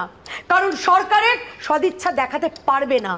দেখালে তো আপনি জানেন যে যারা টাকাটা নিয়েছে, সে রঞ্জন থেকে চন্দন, তারা যারা 25 নিয়েছে থেকে 75, প্রত্যেকের টাকা ফেরত দিতে হবে। এই কারণে এই পুরো বিষয়টা গুলিয়েছিল। উপায় ছিল, নিশ্চয়ই উপায় ছিল, দুটো উপায় ছিল। একটা হলো পুরো প্যানেলটাকে বাঁচিয়ে দেওয়া, তাতে কি হতো, অযোগ্যরাও বেঁচে যেত এবং যোগ্য যারা অমিতদের মতন রয়েছেন তারাও প্রশ্ন তুলতে পারতেন না। বা দ্বিতীয় উপায়, পুরোটাকে ঘেঁটে দাও। অর্থাৎ যারা কলার উঁচু করে বলছে আগে আমাদের চাকরি হবে, যারা নিজেদের ওএমআর শিট র্যাঙ্ক জাম্প করিয়ে, পয়সা দিয়ে, নিজেদের ক্ষমতার আস্ফালন দেখিয়ে যারা চাকরি পেয়েছেন তাদের হতো। বর্তমান শিক্ষা ব্যবস্থার কথা আপনারা বলছেন, প্রাক্তন শিক্ষামন্ত্রী তিনি জেলে, আর বর্তমান শিক্ষামন্ত্রী ব্রাত্য বসু, মাফ করবেন, ব্রাত্য বসু না, কি যেন ব্রাত্য বসু, মাফ করবেন, তারা একটা ভিডিও, চমৎকার ভিডিও আছে সুমন, যদি শোনেন ভালো লাগবে। তো যারা আমার সঙ্গে বছরের পর বছর দেওয়াল লিখন করলো, যারা বছরের পর বছর মিছিলে হাঁটলো, যারা বছরের পর বছর আমার সঙ্গে খালি দিদির মুখের দিকে তাকিয়ে, দিদির ছবি নিয়ে, যারা বাড়ি বাড়ি গিয়ে বললো যে অমুক এমএলএ ব্রাত্য বসুকে ভোট দিন, জোড়াফুল চিহ্নে ভোট দিন, তো চাকরি আমি তাদেরই দেবো, আমার কোটার চাকরি। সে চাকরি আমি কাকে দেবো? তাহলে সেই চাকরি আমি দিয়েছি এবং আমি বলছি আবার দেবো, আমার পার্টির ছেলেকেই দেবো, আমার ন্যায্য কোটার চাকরি আমার দলের ছেলেদের দেবো। তার কি বলার আছে? আমার আইনি চাকরি আমি কাকে দেবো বা না দেবো? আমার যেটা ন্যায্য আমার কোটার মধ্যে পড়ে, সেটা নিয়ে কেউ কথা বলতে পারেন? আমার মনে হয় কথা বলা উচিত নয়। সত্যি আমাদের কথা বলা উচিত নয়। আমি জানি না কি কোটা থাকে, যে কোটার জোরে বিশেষ কিছু তৃণমূল করে বলে তাদের চাকরি পেতে পারে। আমি জানি না এটা কোন কোটা, এই কোটার জোরেই এরা চাকরি পেয়েছে। আর সব থেকে বড় কথা, আমরা শিক্ষামন্ত্রীর কথা বলছি, মুখ্যমন্ত্রী তিনি নিজেকে বলেছিলেন ওই নেতাজি ইন্ডোর স্টেডিয়ামে যে আগে এদেরটা যাদের চাকরি গেছে যোগ্যদের তাদেরটা দেখবো, পরবর্তীকালে যারা বাকি থাকবে অর্থাৎ অযোগ্য তাদেরটাও দেখবো। অর্থাৎ উনি সতেরো মা অসতের মা, বরং আমি বলবো উনি অসতের মা, কারণ উনি জানেন যে অসতের মাধ্যমে তার 25-75-এর ভাগটা এসেছে এবং সেই কারণেই তিনি জানেন, অর্থহীনভাবে বলতে পারেন আমি এদের জন্য সুপার নিউমারি তৈরি করতে পারি। সুপার নিউমারি মানে এদের জন্য বাড়তি ব্যবস্থা, বাড়তি সংস্থান। একটা সরকার ভাবতে পারছেন যে দুর্নীতিকে প্রাতিষ্ঠানিক রূপ দিচ্ছে, অরূপ বলছেন কি মানবিক, আমি বলছি তাহলে তো চোর ডাকাত খুনি তারাও বলবে আমাদের প্রতি মানবিক হন, আমাদের জন্য তাহলে নিয়ম করে দিন, হ্যাঁ আমার চুরি করার মৌলিক অধিকার রয়েছে। ডাকাত বলবে আমার চুরি করা ডাকাতি করার মৌলিক অধিকার রয়েছে।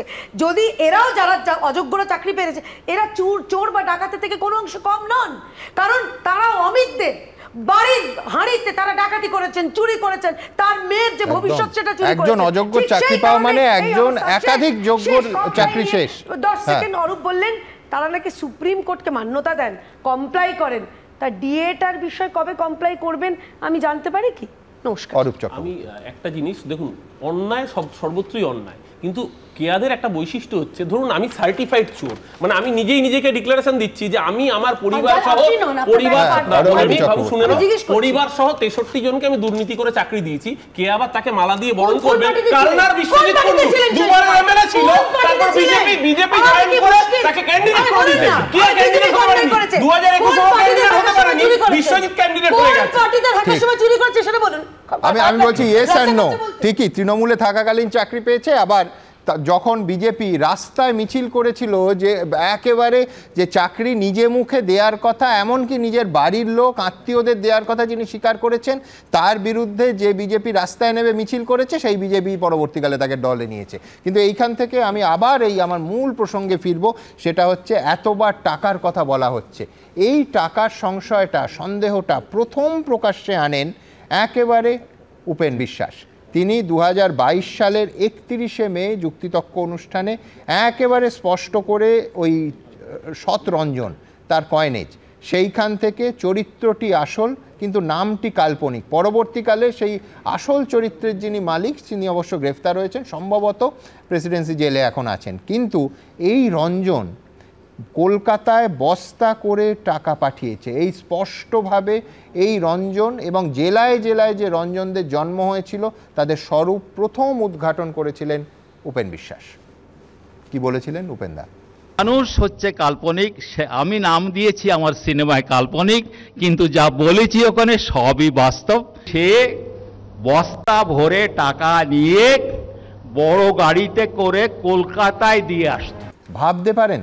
আমি বলছি আমার পরবর্তী বক্তার কাছে আমি যাব যে সত্যিই কি তাহলে কেউ এই ভয়টা পাচ্ছে যে যারা টাকা দিয়েছে তারা এবার টাকা ফেরত চাইবে?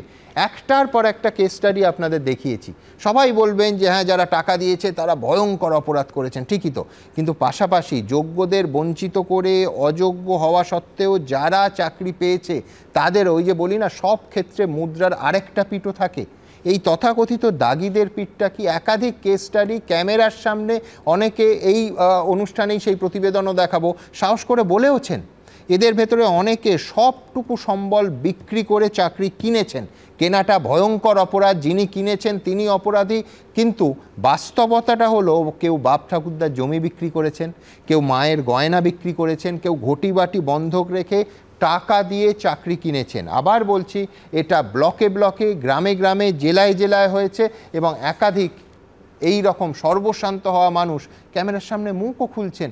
আমি বলছি এইটা যারা চাকরি কিনেছেন, আবার বলছি তারা ভয়ঙ্কর অপরাধী, কারণ একজন অযোগ্য চাকরি পাওয়া মানে একাধিক যোগ্যর চাকরি না পাওয়া, এবং তাদের পরিবারটা মেধা সত্ত্বেও শুধুমাত্র অর্থ দিয়ে অসাধু উপায় অবলম্বন করেননি বলে তাদের সর্বস্ব অন্ধকার হয়ে যাওয়া। কিন্তু তা সত্ত্বেও যারা চাকরি কিনেছেন তাদের অনেককে কিন্তু সর্বশান্ত হতে হয়েছে।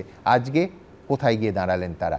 তাদের জন্য অন্যায়ের জন্য কোনো সহানুভূতি নেই, কিন্তু বাংলার অর্থনৈতিক বাস্তবতা এবার তারাই বা কোথায় যাবেন? সৌম্য কি মানবে? দেখুন সুমনদা, অনেকক্ষণ আপনাদের এই আলোচনা সবাই মিলে বলছিল, শুনছিলাম, বেশ ভালোই বলছিল, অনেক টেকনিক্যালিটিস শুনছিলাম, অনেক আইনের বিষয় শুনছিলাম।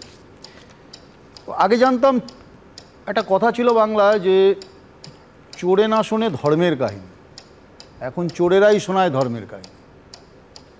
তা আপনি আমাকে একটা কথা বলুন, এখানে অনেক শো করেছেন আপনি বলছেন যে শিক্ষা দপ্তরে এত বড় এসএসসি চুরি মামলায় পার্থ চ্যাটার্জি জেলে। তো পার্থ চ্যাটার্জি তো তৃণমূলের প্রতিনিধিরা বারবার এসে বলেছেন, হ্যাঁ, যে অপরাধ করেছে সে জেলে থাকবে, আইনের পথে চলবে, বিচার হবে। তো পার্থ চ্যাটার্জি জেলে, শিক্ষা দপ্তরের একটা বড় অংশ জেলে, তাহলে কার এখন আটকাচ্ছে ভাই? তাহলে রাজ্য সরকারের লক্ষ লক্ষ টাকা, কোটি কোটি টাকা রাজ্য সরকার আপনার আমার ট্যাক্সের টাকা খরচা করে, আমরা কেন চোর বাঁচাতে যাব? তাহলে কি টাকার ভাগ কালীঘাট আর ক্যামাক স্ট্রিটে গেছে? তার জন্য এত যন্ত্রণা, এত জ্বালা?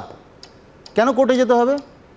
কি কারণে অযোগ্যদের বাঁচানোর জন্য এত আর্তনাদ, কিসের এত চেষ্টা, আমি জানতে চাইছি। তাহলে কি এই যে যাদের চোখের জল, শিক্ষকদের যে চোখের জল পড়ছে, এই একটা অর্গানাইজ সিস্টেমিক করাপশান যেটা পার্থ চ্যাটার্জি করেছিল, যার মাথা দিয়ে পার্থ চ্যাটার্জি যদি করেই থাকে বা তার শিক্ষা দপ্তর করে থাকে, তাকে বাঁচানোর জন্য কেন মুখ্যমন্ত্রী এবং তার পুরো একটা রাজ্যের সিস্টেম কেন তার পেছনে পড়ে গেল, আদালতে যাচ্ছে? কি কারণটা কি বোঝাতে হবে তো মানুষকে। তার মানে যদি না অযোগ্যদের বাঁচানো হয়, পিঠের চামড়া তুলে নেবে। এসএসসি আজকেও বলেছে, এসএসসি তরফে আইনজীবী, যে যদি দাগীদের না বাঁচানো হয় তাহলে অপূরণীয় ক্ষতি হয়ে যাবে। মানে কি এর? আজকে যদি পরীক্ষাতে বসতে না দেওয়া হয়, একটা সরকার অযোগ্যদের বাঁচাচ্ছে, তার মানে হচ্ছে অপরাধীরা মনে করছে এটা আমাদের সরকার, আর অপরাধীদের অপূরণীয় ক্ষতি হয়নি। হ্যাঁ, এই যে ছেলে মেয়েগুলো যারা বসে আছে তাদেরকে পুলিশ লাথি মারছে, পুরো সিস্টেম তার বিরুদ্ধে চলে গেছে। এই যে শিক্ষকদের কাছে আপনি কি বলছেন, ছাত্ররা, ও বলতে পারেনি অনেক কথা, ছাত্ররা ওদের দিকে তাকিয়ে বলে এই মাস্টারমশাই কি টাকা দিয়ে পেয়েছে নাকি এমনি পেয়েছে? চোর কি চোর না? আপনি বাচ্চাদের সামনে এখন শিক্ষকদের আইডেন্টিটি ক্রাইসিস হয়ে গেছে, তারা চোর কি চোর না। কোথায় এনে দাঁড় করিয়েছে সরকার? 14-15 বছরে একটা মুখ্যমন্ত্রী, আপনি পশ্চিমবাংলায় ক্ষমতা এসেছেন, আপনি বলেছিলেন যে পশ্চিমবাংলায় আপনি একটা সুস্থ প্রশাসন দেবেন। এই নমুনা তার। আপনি চাল আর কাঁকড় বাছার কথা বলছেন। চাল আর কাঁকড় বাছা তো পরে অনেক বিষয়, আমার বন্ধুবর অরূপ বলছিল, চাল আর কাঁকড় বাছার আগে তো পড়ুন দুর্নীতিটা কেন হয়েছিল, এত বড় শিক্ষা দুর্নীতি পশ্চিমবাংলা আগে কখনো দেখেছেন? উত্তর না। আজকে অযোগ্যতেই অযোগ্য সিলেকশন করবে। অযোগ্য যদি যোগ্যদের বাছে, যোগ্যদের পাশে দাঁড়ায়, সেটা একটা অদ্ভুত কাণ্ড হতে পারে, কিন্তু অযোগ্য সবসময় অযোগ্যদেরই অ্যাট্রাক্ট করবে। আর পশ্চিমবাংলায় 5149টা স্কুলের মধ্যে মাত্র একজন করে শিক্ষক। আপনার জ্ঞাতার্থে জানায় 6426টা আপার প্রাইমারির মধ্যে 891টার মধ্যে একজন করে শিক্ষক। শিক্ষা ব্যবস্থা তুলে দিয়েছে। গ্রামের গরিব মানুষ, বাচ্চা ছেলে মেয়েগুলো যারা পড়াশোনা করে, যাদের কাছে মূলধন পুঁজি একমাত্র মেধা ছিল তাদের কাছে পুঁজি, গ্রামের ছেলে শিক্ষা বাংলা মিডিয়ামে পড়ে পড়াশোনা করে, শিক্ষা ফিজিক্স কেমিস্ট্রি অনার্স পড়ে পাশ করে তারা শিক্ষাঙ্গনে যেত, তাদের চাকরিগুলো চুরি হয়ে গেল অর্গানাইজড হতে। একটা দল চুরি করলো, আরেকটা দল, কিছু চোর আরেকটা দলে গিয়ে তারা সেখানে গিয়ে নেতা হয়ে এই চুরিটাকে, এই এত বড় একটা চুরিকে শুধুমাত্র চোর ধরবো বলে তারা এটাকে পলিটিক্যাল প্রোডাক্ট বানানো, রাজনৈতিক একটা পণ্য বানানো। এই রাজনীতি করে ওই অমিত রঞ্জনদের ভাগ্যটা একটু 1-6 পাল্টালো না। আমি বলছি এইখান থেকে আমি পরের প্রতিবেদনে দেখাবো 2025 সালের 4 এপ্রিল বাগদার মামা ভাগ্নে গ্রামের বাসিন্দা ষষ্ঠী বিশ্বাস, তার দাবি যে চাষের জমি বিক্রি করে ছেলের চাকরির জন্য 2 লক্ষ টাকা নগদ দিয়েছিলেন। এরা শুধু ষষ্ঠী বিশ্বাস না, অনেকে মুখ খুলছেন, এমনকি এই যাদের সৎ রঞ্জন, যার আসল নাম চন্দন মণ্ডল, তাকে 2 লক্ষ টাকা, কেউ বলছেন আরও বেশি, দিয়ে চাকরির ব্যবস্থা করেছিলেন। আবার বলছি, আমাদের আশঙ্কা এবং এটা নিঃসন্দেহে বাস্তব, সৎরঞ্জন শুধুমাত্র ওই বাগদার একটায় বা উত্তর 24 পরগনায় নেই, জেলায় জেলায় ছড়িয়েছিল। পরের প্রতিবেদন। আমরা জোগাড় করি, হয়তো কারো কাছে নিতে হয়তো 2-1 লাখ টাকা দিতে পারে গরিব মানুষ হিসেবে। বাড়ির লোকে চন্দন মোড়ল। কিভাবে চাকরি দিবে? কিভাবে দেবে? ওই পয়সা কড়ি দিয়ে হইলো। কিরকম কত টাকা নিয়েছিল? 2 লাখ। 2 লাখ টাকা। তো জমি বিক্রি করে দিয়েছিল। হ্যাঁ, জমি বিক্রি। আবার বলছি, উপেন বিশ্বাস এদের সম্পর্কে বলছেন যে বস্তা ভর্তি করে টাকা কলকাতায় আসতো। এটা একজন ব্যক্তি বা 2-3 ব্যক্তির খুচরো দুর্নীতি হওয়া সম্ভব যদি না সিস্টেমের একটা বড় অংশ, সব থেকে বড় কথা শীর্ষ অংশ যুক্ত না থাকে। আমি এখান থেকে একেবারে সিবিআইয়েরও স্পষ্ট ভূমিকা এবং তা নিয়ে আমাদের স্পষ্ট প্রশ্ন আছে, যেটা নিয়ে আমি রাজাগোপাল ধর চক্রবর্তীর কাছে যাব। আমি খুব পরিষ্কার বলছি যে সিবিআই যদি 2 বা 3 লোককে ধরে তদন্তটা গুটিয়ে দেয়, সেটা বাংলার এত কোটি মানুষের কাছে আদৌ কি বিশ্বাসযোগ্য হবে? যে সৎরঞ্জনরা তার অসৎ ভাইদের কোনো টাকা দেয়নি, তারা 2-1 ক্ষুদ্র দুর্নীতি করেছে বটে। আমার পরিষ্কার প্রশ্ন রইল যে যাদের চুরির জন্য আজকে অমিত রঞ্জনরা পথে বসেছেন, তাদের কজনকে ধরা গেছে, কত দূর ওঠা গেছে? এই সমান্তরালভাবে এই দুটো প্রশ্ন তুলব। সুমন, তোমার এই অনুষ্ঠানে এসে বেশ কিছুদিনই আমাকে চোখের জল ফেলতে হয়। আজকের এই অনুষ্ঠানে তুমি বললে প্রাক্তন শিক্ষক, একজন শিক্ষক কখনো প্রাক্তন হতে পারে না, ঠিক সে শিক্ষক চিরকালই শিক্ষক। যেভাবে বলল মানে অমিত রঞ্জন ভূঁইয়া, আমি অবাক হয়ে গেছি। তার চোখের জল আমার হৃদয় স্পষ্ট করেছে, কিন্তু তার চোখের জলে তার যে বেদনা শাসকের কখনো স্পর্শ করতে পারছে না, তাদের হৃদয় স্পর্শ করতে পারছে না। কেমন একজন আমরা শাসক পেয়েছি বোঝা যাচ্ছে। পশ্চিমবঙ্গ আজকের একটা সময় সারা, হ্যাঁ, কিন্তু মুখ্যমন্ত্রী নেতাজি ইন্ডোর থেকে প্রকাশ্যে বলেছিলেন আমার plan B, plan C, plan D সমস্ত আছে। সেসব উনি বলেছিলেন, কিন্তু আসলে ওনার প্ল্যানটা হচ্ছে দাগিদের রক্ষা করা। একটা সময় ছিল পশ্চিমবঙ্গে নিম্ন মেধার একটা লয়্যালটি যাদের আছে, আনুগত্য যাদের দেখাচ্ছে, নিম্ন মেধা থাকলেও তাদের প্রমোট করা হতো। এখন সরকার পরিষ্কার বলছে আমরা দাগিদের প্রমোট করব। তার ফলে পশ্চিমবঙ্গ ভারতবর্ষে কোথায় গিয়ে হাজির হচ্ছে আমরা দেখতে পাচ্ছি। একটা সময় আমরা দেখেছিলাম যে পার্থ চ্যাটার্জি দুর্নীতিগ্রস্ত, দল বললোকে আমরা তাড়িয়ে দিচ্ছি, কিন্তু পার্থ চ্যাটার্জি তো অনেক দিন জেলে আছে। তা সত্ত্বেও আমরা দেখতে পাচ্ছি যে সেই শিক্ষা চুরি কিন্তু অনবরত সেই ট্র্যাডিশন সমানেই চলছে। বোঝাই যাচ্ছে যে দল চুরি থেকে সরে আসতে চাইছে না। দুঃখের বিষয় যে প্রশ্নটা তুমি আমায় করেছো, যে সিবিআই যে তদন্ত করছে সেখানেও আমরা দেখতে পাচ্ছি না যে তারা কোনো কুল কিনারা করতে চাইছে। তারা বোধহয় কোনো একটা রকমের রিপোর্ট দিয়েই বুঝি তারা তাদের কাজ শেষ, এটাই বোঝাতে চাইছে। সেটা আরজিকরই হোক, এসএসসি দুর্নীতি হোক, সব জায়গায় দেখতে পাচ্ছি সিবিআই যা সুনাম হয়তো একটা সময় ছিল বা মানুষের শেষ ভরসা ছিল, সেটা কিন্তু অনেকটাই নষ্ট হয়ে যাচ্ছে। মানে এখানেও তো চাল আর কাঁকড় সিবিআই আলাদা করতে পারতো, তারা কিন্তু নষ্ট করেছে। বোঝাই যাচ্ছে যে দুর্নীতির দমনে তারা সবাই বোধহয় কোথাও একটা একসূত্রে বাধা, এবং তাতেই আজকের বাংলার যে পিছিয়ে যাওয়া, বাংলার যে মেধা, আজকে দেখো বাংলার শিক্ষিত ছেলেমেয়েদের একটা জায়গায় কাজ পেত, স্কুলের চাকরি, সেটাও একেবারে শেষ। আমরা দেখেছি বাংলাদেশে কি হয়েছে যখন চাকরি পাওয়া যাচ্ছে না, ছেলেরা স্টুডেন্টসরা পথে নেমে কি বিদ্রোহ করতে পেরেছে। সরকারের কিন্তু বাংলাদেশের যে ঘটনাটা ঘটেছিল, আমি তাকে সমর্থন করি না, কিন্তু সেখান থেকে বোঝা উচিত আমি যদি এই চাকরি নিয়ে খেলি, আজকে যে যন্ত্রণা আমাদের অমিত রঞ্জন তার মতন ছেলেরা অসাধারণ বক্তৃতা করছে, আমি মুগ্ধ হয়ে গেছি তার ভাষণে। এরাই বক্তৃতাও না, যন্ত্রণাটা বক্তব্য সবকিছু মিশিয়েই তাকে আমাদের এমনই একটা দেশ, তাকে চাকরি থেকে চলে যেতে হচ্ছে। এটাই হচ্ছে আমাদের দেশ, যে দেশে মেধার যোগ্যতা নেই, যে দেশে যুক্তির যোগ্যতা নেই, যে দেশে খালি পয়সা দুর্নীতির একটা মূল্য আছে, সে দেশের সেই বাংলার কিন্তু ভবিষ্যৎ কিন্তু আমরা নষ্ট করছি। সমান আজকের এই অনুষ্ঠান সারা বাংলার মানুষ শুনছে, সারা পৃথিবীর বাঙালি শুনছে। আজকে একটা কোথাও আমাদের এগিয়ে আসতে হবে, এই দুর্নীতি থেকে আমাদের মুক্ত হতে হবে। সেই শপথ যদি আমরা না নিতে পারি, বাংলা বোধহয় অনেকটাই পিছিয়ে পড়বে। ধন্যবাদ আপনাকে। আমি অধ্যাপক অর্ণব সাহার কাছে যাব একেবারে স্পেসিফিক্যালি, যে একদিকে এসএসসির অদক্ষতা এবং অপদার্থতার একটার পর একটা নিদর্শন তৈরি হচ্ছে। কেন বলছি? একদিকে যোগ্য ছেলেমেয়েদের, যোগ্য শিক্ষকদের নিয়ে ছেলে খেলা চললো, 2016 সালে সরকারকে ভরসা করে, এসএসসির মতো নিয়ামক সংস্থাকে ভরসা করে ওনারা সরকারি চাকরি পেয়েছিলেন, শিক্ষকের চাকরি পেয়েছিলেন। গোটা প্যানেল বাতিল হয়ে গেল এবং তারপর 9 বছর পরে, 9 থেকে 10 বছর পরে আবার তারা পরীক্ষায় বসার জন্য প্রস্তুতি নিতে হবে। আমি বলছি পৃথিবীর কোথায় এটা হয়েছে যে একজনকে 1 দশক পিছিয়ে যে পরীক্ষায় দিয়ে তিনি চাকরি পেয়েছেন আবার সেই পরীক্ষায় তাকে বসতে হবে, তার জন্য প্রস্তুত হতে হবে? তাহলে 9 বছর আগে তিনি তার মেধার জোরে যেটা পেয়েছিলেন সেটা সবটা ওই মুহূর্তে বুদবুদের মতো মহাশূন্যে বিলীন হয়ে গেল। এ কি হতে পারে? যুক্তির বিচারে হতে পারে? আরও কয়েকজন ফ্রেশ ক্যান্ডিডেটের সঙ্গে এই যোগ্য অভিজ্ঞতাপন্ন শিক্ষকরা বসবেন। এই অভিজ্ঞতাতেও একটা চমৎকার গরমিল আছে, সেই গরমিলে আমি বিশ্বনাথ চক্রবর্তীর কাছে আসব, কিন্তু তার আগে অর্ণব শাহ।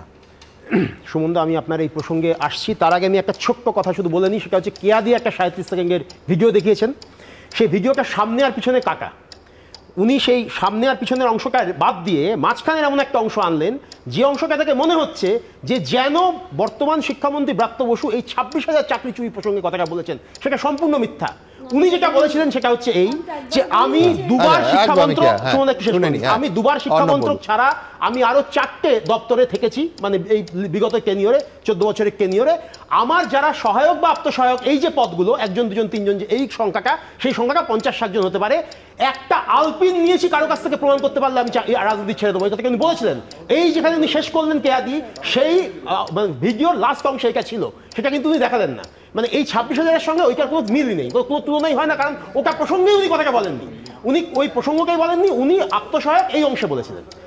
সুমনদা, আমি মানে এটা নিয়ে এর আগে একাধিকবার আপনাকে বলেছি যে আজকে চাকরি আছে, কালকে চাকরি নেই, এর থেকে বড় দুর্ভাগ্য কিছু হতে পারে না। এবং একজন শিক্ষক ফ্যাকাল্টির মানুষ হিসেবে আমি এই পুরো ঘটনায় মানে মর্মাহত, লজ্জিত, এবং একই সঙ্গে আমি বলবো যে কোনো মূল্যে সরকার হোক, আইনজীবী হোক বা অন্য যে কোনো পক্ষ হোক, যে কোনো মূল্যে যারা এই যোগ্য চাকরিহারা এই অংশটার পাশে থাকা উচিত। আমি বলছি যে ঘটনায় মর্মাহত তো আমরা সবাই, কিন্তু যারা অযোগ্য, যারা দাগী, তাদের জন্য সরকার এই লড়াইটা করছে কেন? তোমার আমার করের টাকায়। এই জায়গাটাতে আমি একটু বলছি, সেটা হচ্ছে যে সুপ্রিম কোর্টের যে 41 পাতার রায়, তার যে কনক্লুশন অংশ, তার মধ্যে যে 49 নম্বর যে প্যারা, তাতে খুব পরিষ্কার করে তারা বলেছেন যে যারা এখানে মানে কেঙ্কেক নয়, সাপোজ টু বি নন কেঙ্কেক, তারা আবার বসতে পারবে এবং তারা এই মুহূর্তে 31 দিতে পারবে। কিন্তু কোথাও এটা পরিষ্কার করে কিন্তু বলা হয়নি যে যারা কেঙ্কেক তারা পরীক্ষা দিতে পারবে। ক্লিয়ারলি বলা আছে, আমি তোমার রায় শুনিয়ে দেব। একদম দর্থহীন ভাষায় সুপ্রিম কোর্ট বলেছে। এক সেকেন্ড অর্ণব, তুমি বোধহয় ভুলে গেছো। এক সেকেন্ড প্লিজ, ওকে বলতে দেওয়া হোক। অর্ণব, একেবারে স্পেসিফাই করে দেওয়া হয়েছে যে টেন্টেডরা বসবেন না, শুধু তাই নয়, তারা বেতনও ফেরত দেবেন। কোনো অ্যাম্বিগুইটি নেই, কোনো বিভ্রান্তি নেই। কিন্তু আমি বলছি সুমনদা, এখানে অরূপ যে কথাটা বললো যে এটাতে আরো ফার্দার অন্য কোনো জটিলতা আসতে পারে কিনা, এরকম একটা সমস্যা হতে পারে, এরকম একটা জায়গা আছে করে। কিন্তু তার পাশাপাশি আমি একটা কথা বলছি সুমনদা, সেটা হচ্ছে যে 44,000 পোস্ট রাখা হচ্ছে, 44,000, 15,403 জন হচ্ছেন যারা আছেন, তারা এখনো ওই টেন্টেড তালিকায় নেই। এবং এই যে বিভিন্ন মানে 10 নম্বর রাখা হয়েছে এক্সপিরিয়েন্সে, এটা কিন্তু 2011 নভেম্বরে যে স্কুল সার্ভিস কমিশনটা হয়েছিল সেখানেও 5 নম্বর ছিল, এবং সেখানে ওই নাম্বারটা দেওয়া হয়েছিল যারা প্যারাকিচা তাদের জন্য। হ্যাঁ, কিন্তু 2016 তো ওটা হয়নি।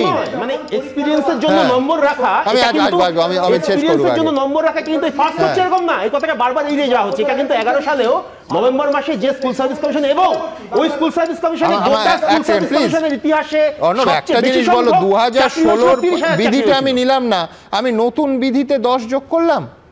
সুমনদা, এটা তো তাদের সুবিধার জন্য করা হয়েছে, তাদের ওইটা যদি নেওয়া যায়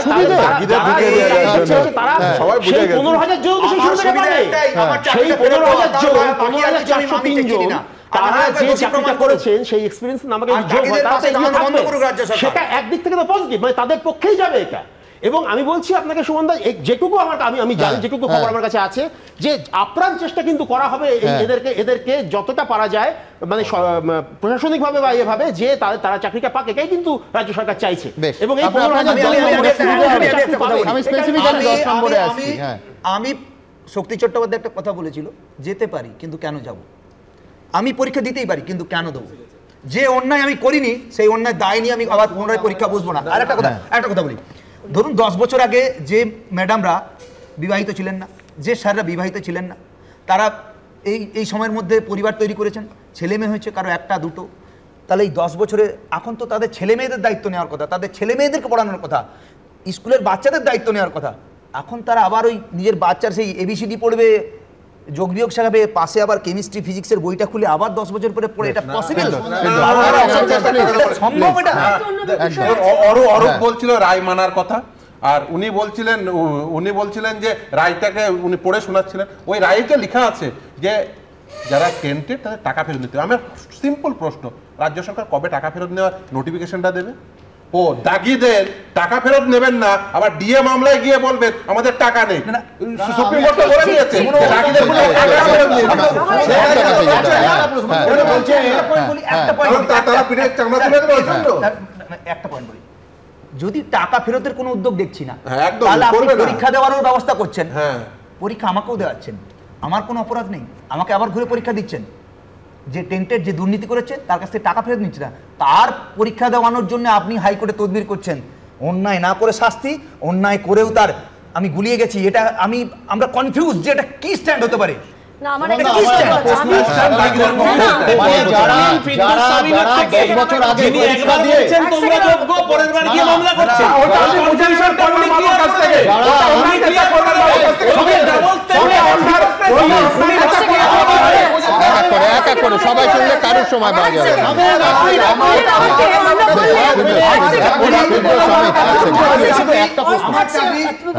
আমি একটা প্রশ্ন করছি, 10 বছর আগে পরীক্ষা দিয়েছে রাজ্য সরকারের চুরি দায় ওদেরকে নিতে হবে এবং যে পদ্ধতি সেটা ওনাদেরকেই করতে হবে।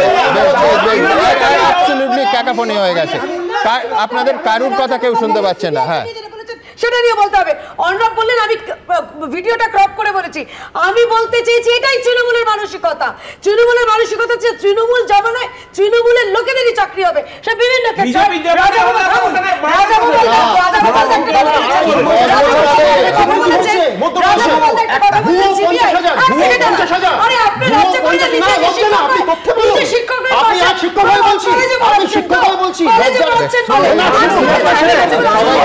শুনতে পারবেন না। আপনারা একটা জিনিস বোঝার চেষ্টা করুন, আপনারা তো কেউ স্কুলের ছাত্র নয়, 6 জন কথা বললে কারুর একটা বাক্য শোনা যাবে না।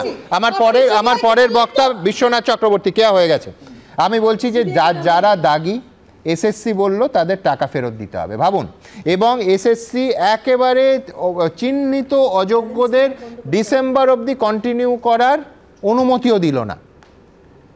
এই দাগিরা রাজ্য সরকারের যদি এসএসসি মানে যেটার জন্য রাজ্য সরকার সিঙ্গেল বেঞ্চ এবং ডিভিশন বেঞ্চে মামলা করলো, যদি এসএসসির পরীক্ষায় বসতে পারত তাহলে কি হতো?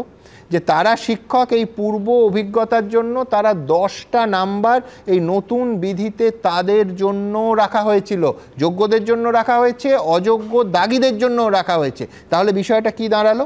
যে এটাতে জালিয়াতি করে পুরস্কার। এইটাই আমার বিশ্বনাথ চক্রবর্তীর কাছে প্রশ্ন থাকবে। তার কারণ হচ্ছে জালিয়াতির জন্য এসএসসি দাগিদের মাইনে ফেরত নিচ্ছে। নতুন বিধি করে আমি শুরু থেকেই সেই দাগিদের যোগ্যদের পাশাপাশি 10-10টা নম্বর আমি বাড়তি দিচ্ছি। আমি বলছি বিশ্বনাথ চক্রবর্তী, আমি একেবারে পরিষ্কার, এটা তো জালিয়াতির জন্য কার্যত পরীক্ষার ক্ষেত্রে নাম্বারের ক্ষেত্রে আমি পুরস্কার পাচ্ছি। এ কি আইনসম্মত হতে পারে নাকি? একটা সরকার সরাসরি দুর্নীতিগ্রস্তদের পাশে দাঁড়াচ্ছে, দাগিদের পাশে দাঁড়াচ্ছে, স্বাধীন ভারতবর্ষে এরকম উদাহরণ আপনি দ্বিতীয়টা দেখাতে পারবেন না। সরাসরি যারা দাগি, সুপ্রিম কোর্ট বলে দিচ্ছে, সরাসরি যারা দাগি যাদেরকে মানে সুপ্রিম কোর্ট পরিষ্কার কন্টিনিউ করেনি শিক্ষকতাতে, তাদের হয়ে মানে যারা 17টা বেনিয়মের মাধ্যমে চাকরি নিয়েছে টাকা সমেত, তাদেরকে সরকার যখন সরাসরি আদালতে দাঁড়িয়ে তাদের পক্ষে সওয়াল করে, তাহলে বুঝতে হবে যে একটা সরকারের দুর্নীতিগ্রস্তদের পক্ষে সরাসরি দাঁড়িয়ে যাচ্ছে। দেখুন সুমনদা, আপনি হেডলাইন করছেন কি যে হাইকোর্টে রাজ্য সরকার ধাক্কা খেলো। রাজ্য সরকার ধাক্কা খেলো নাকি আমার যুব সমাজ ধাক্কা খেলো? ধাক্কাটা তো খেলো আসলে এই প্রজন্মের যারা প্রত্যাশা মানে স্কুল কলেজে পড়ছেন, যারা ভেবেছিলেন যে প্রতি বছর স্কুল সার্ভিস কমিশন হবে, আমি একটা চাকরি পেতে পারি। ধাক্কাটা আসলে তারা খেলেন, এই যুব সমাজকে খাওয়ানো হলো ধাক্কা। আজকে একই সাথে আপনাকে বলতে চাই যে দেখুন, কেবলমাত্র আমরা ভেবেছিলাম যে পার্থ চট্টোপাধ্যায় মন্ত্রিসভায় আছেন, হয়তো তিনি দুর্নীতিটা করেছেন। যেভাবে প্রতিটি স্তরে দুর্নীতিগ্রস্তদেরকে রক্ষা করবার জন্য শাসক মানে প্রতিনিয়ত চেষ্টা করে যাচ্ছে, আমি জানি সুপ্রিম কোর্ট পর্যন্ত যাবে কিনা দাগিদের রক্ষা করবার জন্য। তাতে পরিষ্কার যে পার্থ চট্টোপাধ্যায়ের বাইরেও মন্ত্রিসভার সদস্য আরও আছেন। কেন আমি বলছি এই কথাটা আমার নয়, না না, এটা কুণাল ঘোষ পরিষ্কার করে বলেছিলেন যে টাকা নিয়েছে এমন লোক মমতা বন্দ্যোপাধ্যায়ের মন্ত্রিসভায় আছে। তাহলে মন্ত্রিসভার সেই সমস্ত মন্ত্রীদের রক্ষা করবার জন্যই দাগিদের এতটা মানে সারা পশ্চিমবাংলার মানুষ ছিছি করছে। দেখুন সুমনদা, আমি ভোটে জিতেছি বলেই আমি দাগিদের পক্ষে দাঁড়াতে পারি না, আমি ভোটে জিতেছি বলেই আমি অন্যায়ের পক্ষে দাঁড়াতে পারি না, দুর্নীতির পক্ষে দাঁড়াতে পারি না। কিন্তু মমতা বন্দ্যোপাধ্যায় বারবার এই অন্যায়দের যারা করেছেন তাদের পক্ষে দাঁড়াচ্ছেন, দুর্নীতি যারা করছেন তাদের পক্ষে মমতা বন্দ্যোপাধ্যায় দাঁড়িয়ে যাচ্ছেন। সংখ্যাগরিষ্ঠে রেখে বলে স্বৈরাচার। আমার কাছে সংখ্যা আছে, তাই আমি যা ইচ্ছা করতে পারি, এই পশ্চিমবাংলাটাকে নরক করে দিতে পারি। এবং একই সাথে অমিত রঞ্জনরা যে আজকে যে কথাটা বলল সেটা আমার কাছে দুশ্চিন্তার। ও একটা সময় বলছে যে এই পশ্চিমবাংলায় জন্মে আমি কি ভুল করেছি। দিনের শেষে কিন্তু এই প্রশ্নটা আসবে যে মমতা বন্দ্যোপাধ্যায় আপনি কোন পশ্চিমবাংলা তৈরি করছেন যেখানে দাগিদের হয়ে আদালতে সওয়াল করছে আপনার সরকার? কোন পশ্চিমবাংলা তৈরি করছেন যে পশ্চিমবাংলাতে প্রতিনিয়ত শুধু দুর্নীতি দুর্নীতি দুর্নীতি? আপনি যখন রাজনীতির উপর ভিত্তি করে আপনি দুর্নীতিটাকে দেখছেন, যখন রাজীব বন্দ্যোপাধ্যায় বিজেপিতে থাকে তখন আপনি বলেন যে বনসহায়ক দুর্নীতি রাজীব কিভাবে করেছে আমি জানি, আর রাজীব বন্দ্যোপাধ্যায় উল্টো আবার বলেন যে আমার কাছে সমস্ত তথ্য আছে, মমতা বন্দ্যোপাধ্যায়কে চ্যালেঞ্জ করে বলেন। কিন্তু শেষ পর্যন্ত বনসহায়ক দুর্নীতিতে কারা যুক্ত ছিল তার কোনো ট্রেস, তার কোনো উৎস আজও খুঁজে পাইনি। দিনের শেষে আপনি যে পশ্চিমবাংলাটা তৈরি করছেন, যে পশ্চিমবাংলাটা বছরকে বছর মানে অন্ততপক্ষে মধ্যবিত্ত বাঙালি একটা মূল্যবোধের উপর ভিত্তি করে চলতো, যে বাঙালি হয়তো সেইভাবে গুজরাটিদের মতন অনেক বিত্তশালী ছিল না, কিন্তু একটা মিনিমাম মূল্যবোধের উপর ভিত্তি করে সরকার একটা মিনিমাম মূল্যবোধের উপর ভিত্তি করে বাঙালি সমাজ টিকত। আপনি সেই বাঙালি সমাজের প্রধান যে শক্তিটা শিক্ষা ব্যবস্থা, সেই শিক্ষা ব্যবস্থাটাকে আপনি একদম মেরুদণ্ড ভেঙে দিয়েছেন। প্রাথমিক শিক্ষা থেকে শুরু করে একেবারে উচ্চশিক্ষা পর্যন্ত সর্বস্তরে কোথাও মনোজিৎ মিশ্রদের মডেল তৈরি করেছেন, করে শিক্ষা ব্যবস্থা উচ্চশিক্ষাকে পরিচালনা করছেন, তো কোথাও ৮,200 প্রাইমারি স্কুলকে বিলীন করে দিয়েছেন। এবং সর্বত্র আপনি যদি লক্ষ্য করেন যে সবচেয়ে প্রথম আঘাতটা শিক্ষার উপরেই শোনা যাবে না। আমারটা মুশকিল হচ্ছে বিশ্বনাথ, আমি জানি না ইদানিং কোনো নতুন লেন্স পড়ছেন কিনা, ভালো কোম্পানির লেন্স বুঝতে পারছি, একটা চোখেই দেখা যাচ্ছে দোষীর পাশে দাঁড়িয়ে আড়াল করছে এরকম, মানে আমি জানি না এখন হাইকোর্টের দোষ বা সুপ্রিম কোর্টের দোষ প্রমাণ হয়ে গেছে কার আমি জানি না, কিন্তু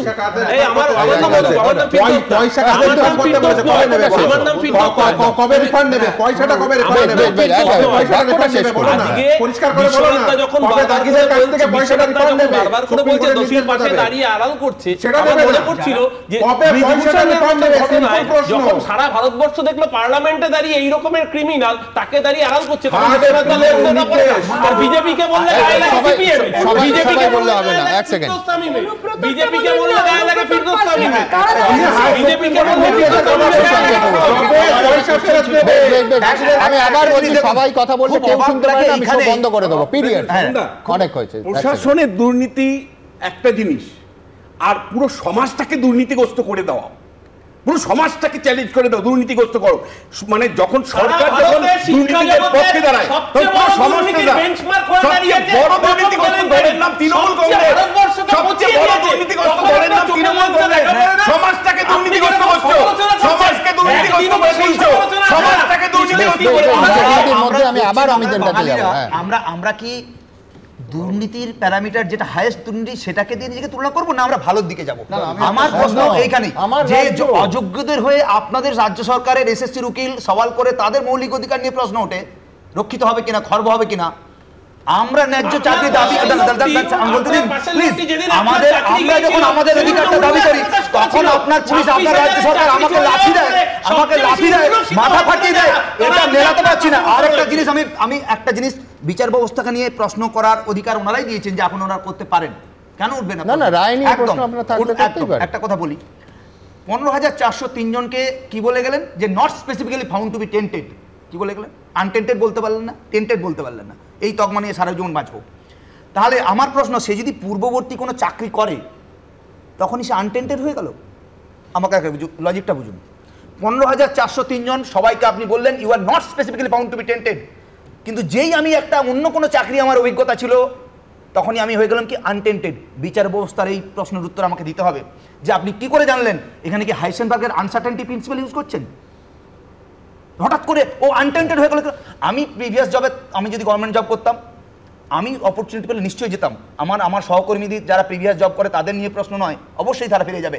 কিন্তু আমার প্রশ্ন বিচার ব্যবস্থাকে নিয়ে, যে বিচারপতি যখন জাজমেন্ট লিখছে যে you are not specifically found to be tainted, নাম্বারটা কত? 15,000, মানে 15,403 জন। তাহলে যেই সে প্রিভিয়াস জব করতো সঙ্গে সঙ্গে সে কী তকমা পাচ্ছে? আনটেন্টেড। কেন? আপনি বলেই গেছেন যে যারা টেন্টেড হবে তাই সে যদি প্রিভিয়াস জব করেও সে আগের জবে ফিরে যেতে পারবে না। তাহলে আপনি এই 15,403 জনের মধ্যে কে আনটেন্টেড, এটা কি কোন প্যারামিটার দিয়ে আপনি, কোন মিটার দিয়ে আপনি মেজার করলেন? আমাকে কিন্তু বিচার ব্যবস্থার কাছে এটা প্রশ্ন হতে হবে। আমাকে হয় টেন্টেড তকমা দিন, না হয় আনটেন্টেড তকমা দিন, আর আনটেন্টেড তকমা দিয়ে আমাকে স্কুলে ফিরে দিন। এর মাঝের ওই মাঝামাঝি কোনো জিনিস আমি মেনে নিতে চাইছি না। বেশ, ঠিক এইখান থেকে আপনারা কি বলছেন আপনারা জানেন। আমাদের ভেরিফাইড এক্স অ্যাকাউন্ট সঙ্গে সুমন @সুমন দে। প্রচুর মন্তব্য, দ্রুত কয়েকটা মন্তব্য নিয়ে নেব। SK শামীম, তিনি লিখছেন দাগিদের পক্ষে দাঁড়ানো, দুর্নীতিকে প্রশ্রয় দেওয়ার শামীম। সুব্রত পাল লিখছেন রাজ্য সরকার এবং SSC অযোগ্যদেরই পাশে, সেটা ডিভিশন বেঞ্চেও প্রমাণ করলেন। শ্যামল কর্মকার লিখছেন সরকার আপ্রাণ চাকরিহারাদের পাশে থাকছে, কিন্তু রাজনীতির স্বার্থে বাম বিজেপি সেটা হতে দিচ্ছে না। কৃষ্ণচন্দ্র ভর লিখছেন একের পর এক ধাক্কা খেয়েও অযোগ্যদের রক্ষার চেষ্টায় সরকারের কোনো খামতি নেই। তমাল রায় লিখছেন বারবার কোর্টে যাওয়ায় একটা জিনিস পরিষ্কার, সরকার 26-এর নির্বাচনের আগে নতুন করে পরীক্ষা নিতে চাইছে না। ঠিক এই জায়গা থেকে আমি আমার পরের অত্যন্ত গুরুত্বপূর্ণ বিষয়, এই যে খানিকক্ষণ আগে কথা হচ্ছিল না, যে একেবারে প্রাথমিক শিক্ষা থেকে বিশ্ববিদ্যালয়ের শিক্ষা অবধি কত দূর হচ্ছে। আজকে আমাদের এই বাংলার বীর বিপ্লবীদের সন্ত্রাসবাদী বলছে বাংলারই সরকারি বিশ্ববিদ্যালয় বিদ্যাসাগর বিশ্ববিদ্যালয়ের ইতিহাসের প্রশ্নপত্র। ঠিক কী হয়েছে ঘটনা, কতটা মারাত্মক, এবং তার আগে এই ঘটনা প্রথমবার হয়নি। পর পর দেখাবো ধারাবাহিকভাবে আমাদের বীর বিপ্লবীদের সন্ত্রাসবাদী তকমা সেঁটে দেওয়া হচ্ছে। আর কেশরী 2 নিয়ে যারা ঝাঁপিয়ে পড়ছেন এবং অত্যন্ত সঙ্গতভাবে পড়ছেন, আমার কোনো আপত্তি নেই সেই ঝাঁপে, তারা নীরব কেন? প্রথম প্রতিবেদন। দেশের স্বাধীনতার জন্য প্রাণ বাজি রেখেছিলেন যে বঙ্গ সন্তানরা, তাঁদেরকেই কিনা সন্ত্রাসবাদী তকমা, তাও আবার এই বাংলারই সরকারি বিশ্ববিদ্যালয়ের পরীক্ষার প্রশ্নপত্রে। বিপ্লবের আঁতুড়ঘর মেদিনীপুরের বিদ্যাসাগর বিশ্ববিদ্যালয়ের ইতিহাসের এই প্রশ্নপত্র ঘিরেই নিন্দার ঝড় উঠেছে। বুধবার স্নাতক স্তরে 6ষ্ঠ সেমিস্টারের ইতিহাসের পরীক্ষা ছিল। সেখানেই প্রশ্নপত্রে লেখা হয় মেদিনীপুরের 3 জন জেলা ম্যাজিস্ট্রেটের নাম করো যারা সন্ত্রাসবাদীদের দ্বারা নিহত হন। ইতিহাস বলছে 1931 থেকে 1933 3 বছরে মেদিনীপুরের 3 জন ম্যাজিস্ট্রেটকে হত্যা করেন বিপ্লবীরা। সেই স্বাধীনতা সংগ্রামীদেরই ইতিহাসের প্রশ্নপত্রে সন্ত্রাসবাদী বলে উল্লেখ করা হয়েছে। লজ্জা ছাড়া কিছু বলার নেই। শুধু ভুল নয়, যা আজকে যদি ক্ষুদিরামকে সন্ত্রাসবাদী আখ্যা দেওয়া হয়, তাহলে বিপ্লবীদের সবাইকেই তো সন্ত্রাসবাদী আখ্যা দেওয়া হচ্ছে। তাহলে আমাদের ভারতবর্ষ স্বাধীন হলো কেন? মেদিনীপুরের গৌরবান্বিত একটা স্বাধীনতা সংগ্রামের ইতিহাস আছে, সেই ইতিহাসকে এক প্রকার অপমানজনক হিসাবে দেখানো হয়েছে এখানে। এটা খুব হতাশাজনক, খুব দুঃখের বিষয়, লজ্জাজনক বলা যায়। নিন্দা সমালোচনার মুখে পড়ে ইউজি বোর্ড অফ স্টাডিজের চেয়ারম্যান ও মডারেশন কমিটির এক সদস্যকে পদ থেকে সরিয়ে দেওয়া হয়েছে। আমরা বুঝতে পেরেছি যে কোথাও একটা অসাবধানতার ব্যাপার ছিল, কিন্তু ভুল যে প্রশ্নপত্রেই আটকে নেই তা স্পষ্ট খোদ উপাচার্যের কথা থেকেই। টেক্সটে কিন্তু মানে বইতে ওই মিলিট্যান্ট ন্যাশনালিজম বলে, কিন্তু আমরা এটাও বলেছি যে সিলেবাস রিভিউ করে এই রকম শব্দ যেগুলো কলোনিয়াল শব্দ, কলোনিয়াল সময়ের শব্দ, সেই শব্দগুলোকে সিলেবাস থেকে সেই শব্দ সম্বলিত যে সমস্ত চ্যাপ্টার টেক্সটের মধ্যে আছে, চ্যাপ্টারে আছে, বইতে আছে, যেন রিজেক্ট হয়। এই ইস্যু সামনে আসার পর রাজনৈতিক মহলে ঝড় উঠেছে। মমতা ব্যানার্জির সরকার স্বাধীনতা সংগ্রামীদেরকে সন্ত্রাসবাদী আখ্যা দিচ্ছে। অবিলম্বে কোশ্চেন সেটারকে সাসপেন্ড করতে হবে। ভাইস চ্যান্সেলর বিদ্যাসাগর ইউনিভার্সিটি তাকে শোকজ করতে হবে এবং উচ্চশিক্ষামন্ত্রী ব্রাত্য বসু তো কেউ নয়, তাই মুখ্যমন্ত্রীকে এর দায়ভার নিয়ে নিঃশর্তভাবে ক্ষমা চাইতে হবে। এই কথাগুলো বিজেপির বিরোধী দলনেতার মুখে শোভা পায় না, কারণ বিজেপি শাসিত রাজ্যগুলিতে কি ধরনের প্রশ্ন হয় এবং কি কি শব্দ প্রয়োগ হয় বারবার সেগুলো বিতর্কে আসে। যে এই শব্দটা যে ব্যবহার হয়েছে সন্ত্রাসবাদী, যিনি করেছেন অন্যায় করেছেন আমরা সবাই প্রতিবাদ করছি। প্রশ্নপত্র বিভ্রাটের প্রতিবাদে বৃহস্পতিবার পথে নামে সিপিএমের ছাত্র সংগঠন এসএফআই ও এআইডিএসও। সৌমেন চক্রবর্তী, শিবাশিস মৌলিক ও কৃষ্ণেন্দু অধিকারীর রিপোর্ট, এবিপি আনন্দ। আমি অরূপের কাছে যাব। এক হচ্ছে যে কেশরী চ্যাপ্টার 2, আমি কোনোদিন নাম শুনিনি, কিন্তু চতুর্থ শ্রেণীর চলচ্চিত্র, একদম পরিষ্কার, কেউ মামলা করলে করবেন। সেখানে ক্ষুদিরাম বসুকে ক্ষুদিরাম সিং বলা হয়েছিল। আমি বলছি তবু বিপ্লবী দেখানো হয়েছিল। রাজ্যের মুখ্যমন্ত্রী প্রেস কনফারেন্স করেছিলেন, সঠিকভাবে করেছিলেন, তীব্রভাবে তিনি নিন্দা করেছিলেন। আর আজ বাংলার বিপ্লবীদের আঁতুড়ঘর মেদিনীপুরে, তাম্রলিপ্ত সরকারের সেই মাটিতে বিদ্যাসাগর বিশ্ববিদ্যালয়ে ক্ষুদিরাম বসুকে সন্ত্রাসবাদী বলা হচ্ছে। মানে বিপ্লবী না, সন্ত্রাসবাদী। আমি বলছি কে কার বিরুদ্ধে পিসি করবে আমরা দেখার অপেক্ষায় আছি। সুমন, নিন্দনীয় বললেও কম বলা হয়, অসম্ভব ধিক্কারযোগ্য ঘটনা। যে বা যারা এই কাজ, ইতিমধ্যে দেখলাম বিশ্ববিদ্যালয়ের পক্ষ থেকে আজকে সাংবাদিক সম্মেলন করে পরিষ্কারভাবে এই ঘটনাকে কন্ডেম করা হয়েছে, কেউ এই ঘটনাকে সমর্থন করছে না। আমার শুধু সুমন মনে পড়ছিল 2020 সালের সম্ভবত 19শে ডিসেম্বর বা 20শে ডিসেম্বর একজন বিজেপি জয়েন করেছিলেন। তারপর আপনি তার একটা 1:1 ইন্টারভিউ নিয়েছিলেন ঘটনাচক্রে, তিনি আজকে লিডার অফ অপোজিশন। তাকে আপনি প্রশ্ন করেছিলেন, এই যে স্বাধীন তাম্রলিপ্ত সরকার বললেন সুশীল ধারা অজয় মুখার্জির পথ নাকি শ্যামাপ্রসাদের পথ, তিনি আপনার উত্তর দিতে না পেরে পালিয়ে গিয়েছিলেন। কারণ সেই দলটা যারা মহাত্মা গান্ধীকে মালা দিয়ে তার খুনিকে মালা দেয়, তাদের থেকে স্বাধীনতা সংগ্রামের ইতিহাস ভারতবর্ষের মানুষ শিখবে। যে ঘটনা ক্ষুদিরাম বসুকে আমি বলছি কেশরী 2 নিয়ে মুখ্যমন্ত্রী প্রেস কনফারেন্স করেছিলেন না, এই বিদ্যাসাগর বিশ্ববিদ্যালয় নিয়ে প্রেস কনফারেন্স কবে হবে দেখার অপেক্ষায় আছি। আমি বলছি এক্ষেত্রে এটা সরকার কোনোভাবে এন্ডোর্স করা তো দূর, উল্টে প্রত্যেকে এই ঘটনার নিন্দা করেছে এবং বিশ্ববিদ্যালয় নিজে জানিয়েছে এই কাজ আরো ভালো করে স্ক্রুটিনি করা উচিত ছিল এবং তাকে সেই জায়গা থেকে সরিয়ে দেওয়া হয়েছে। সেই জায়গায় অরূপ একটা শব্দ ব্যবহার করছে, ধিক্কারযোগ্য। আমার পরের প্রশ্ন খুব মারাত্মক, সেটা হচ্ছে 2019-এ 8ম শ্রেণীর সরকারি ইতিহাস বইতে ক্লাস 8-এর বাচ্চারা যেটা পড়বে, যেটা শিখবে, সেইখান থেকে ক্ষুদিরাম বসু এবং প্রফুল্ল চাকিকে সন্ত্রাসবাদী বলা হয়েছিল।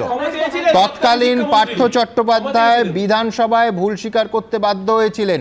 আমার বক্তব্য যে শিক্ষার সর্বোচ্চ স্তর কোনটা, বিশ্ববিদ্যালয়, আর সর্বনিম্ন স্তর প্রাথমিক হয়ে উচ্চ প্রাথমিক ক্লাস 8, সেই একই ভুল হতে পারে? ভুলের রিপিটেশন হলে শুধু নিন্দা করে ছাড়া যায় নাকি?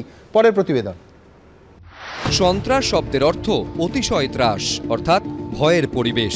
অভিধান বলছে রাজনৈতিক উদ্দেশ্য সিদ্ধির জন্য অত্যাচার, হত্যা ও ত্রাস ছড়ানোয় বিশ্বাসী যারা, তারাই সন্ত্রাসবাদী। আর বিদ্যাসাগর বিশ্ববিদ্যালয়ে পরীক্ষার প্রশ্নপত্রে বিপ্লবদেরই দাগিয়ে দেওয়া হয়েছে সন্ত্রাসবাদী বলে জানিয়ে বিতর্ক তুঙ্গে উঠেছে। তবে এই প্রথম নয়, এর আগে সরকারি পাঠ্য বইয়েও এমন মারাত্মক লজ্জাজনক ভুল হয়েছে।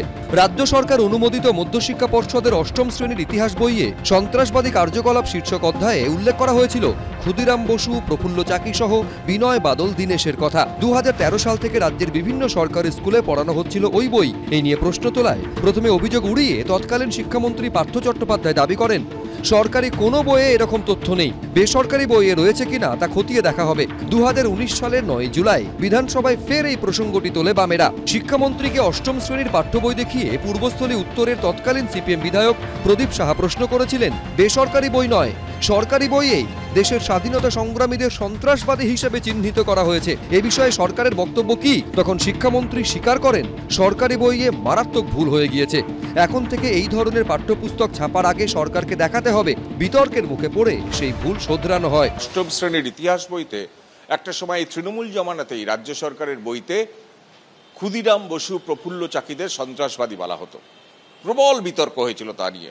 তারপর সরকারি বইতে তার ভাষ্য বদলেছে। আমরা যাদবপুর বিদ্যাপীঠের অষ্টম শ্রেণীর সেই ক্লাসই আছে যে ক্লাসের পড়ুয়ারা সেই বই পড়ে। 3 জন ইতিহাসের শিক্ষক আছেন, তাদের থেকে জেনে নেব কি ছিল এবং কি হয়েছে। প্রফুল্ল চাকী, ক্ষুদিরাম বসু, মাস্টার সূর্য সেন, ভগৎ সিং প্রমুখের কার্যকলাপগুলোকে সন্ত্রাসবাদী কার্যকলাপ, বিপ্লবী সন্ত্রাসবাদী কার্যকলাপ হিসেবে চিহ্নিত করা হয়েছিল। কিন্তু বর্তমান সিলেবাসে সেই শব্দটি নেই। এখন সেই এনাদের কার্যকলাপ বিপ্লববাদী আন্দোলন হিসেবে উল্লেখ করা হয়েছে।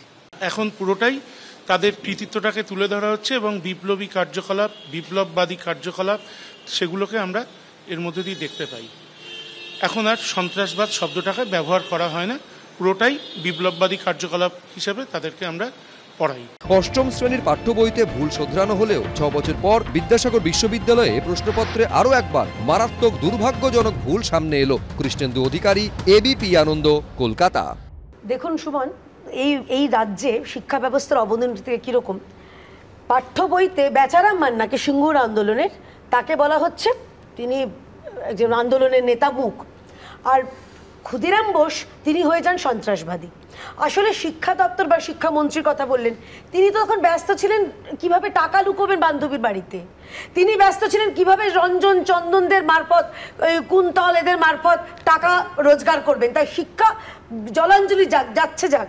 আর পরিশেষে আরেকটা ছবি, এই বিদ্যাসাগর বিশ্ববিদ্যালয়তেই বাইরে ধর্মতলা চলোর একটা বড় একটা পোস্টার রয়েছে সুমন, আমি দর্শকদের দেখিয়ে দিচ্ছি। তো এখানে তো অনুপ্রাণিত অবস্থা, তো সেখানে রামধনুকে রংধনু হয়ে যায়। আমি জানি না এরপর আমাদের রামধনু বলা যাবে না হয়তো, বাচ্চাদেরও শেখাতে হবে দেখো রংধনু। আর যেটা বললেন ক্লাস 8 থেকে শুরু করে মানে একটা ভুলে রিপিটেশন কি করে হয়। সাবজেক্টের প্রথমেই বললাম নিঃশর্তভাবে ক্ষমা চাওয়া উচিত। আমি একবার ক্ষমা চেয়েছি, আরো 5 বার ক্ষমা চাইলে হয়তো আমার নামে আন্দামান সেলুলার জেলটার নামকরণ হয়ে যাবে। কারণ স্বাধীনতা সংগ্রামের ইতিহাসে আরএসএস আর বিজেপির সংখ্যা খুঁজতে গিয়ে আর্যভট্ট শূন্যটা আবিষ্কার করেছিল। সবকিছু একটু আগে আপনার একটা জিনিস, আমার বক্তব্য সৌম্য খুব পরিষ্কার, আমি সৌম্যর কাছে যাবো। ঠিক আছে, হলো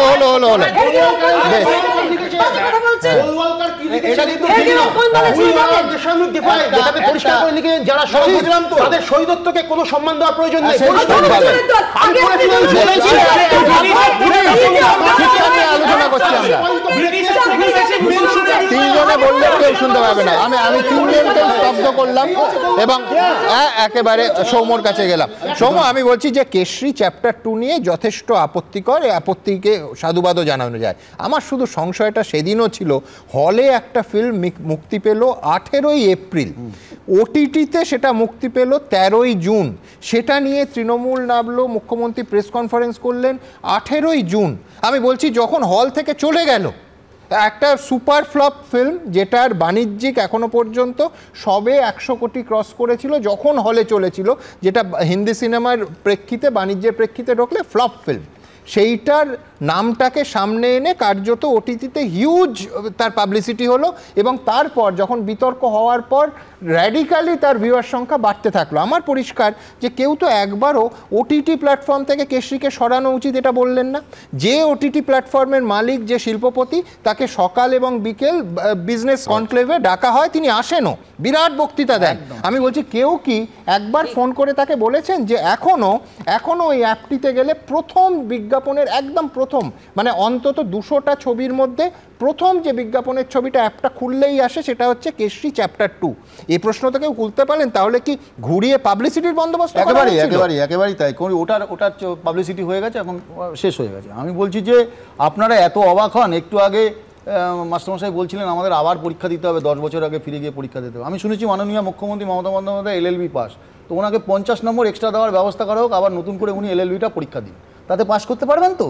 আমি শুধু ওনার কথা কেন বলছো, 10 বছর পরে যে কোনো উজ্জ্বলতম ছাত্রছাত্রীকেও যদি পরীক্ষায় বসানো হয় পারবে কি? পারা যায় না। এবার ফ্রেশ ছেলে মেয়েদের সঙ্গে তাকে কম্পিট করতে হচ্ছে। আপনারা এত অবাক হন এইসব কথাবার্তা, বিদ্যাসাগরকে এইসব সন্ত্রাসবাদী কি সব বলছেন, ক্ষুদিরামকে, আচ্ছা বলুন তো, পশ্চিমবঙ্গে এইসব নিয়ে আমরা অভ্যস্ত হয়ে গেছি 14-15 বছরে। বিষ্ণু মাতা 1500 কেজি বাচ্চার শুনতে পারলে আপনার কেন অসুবিধা হচ্ছে সন্ত্রাসবাদী শুনতে?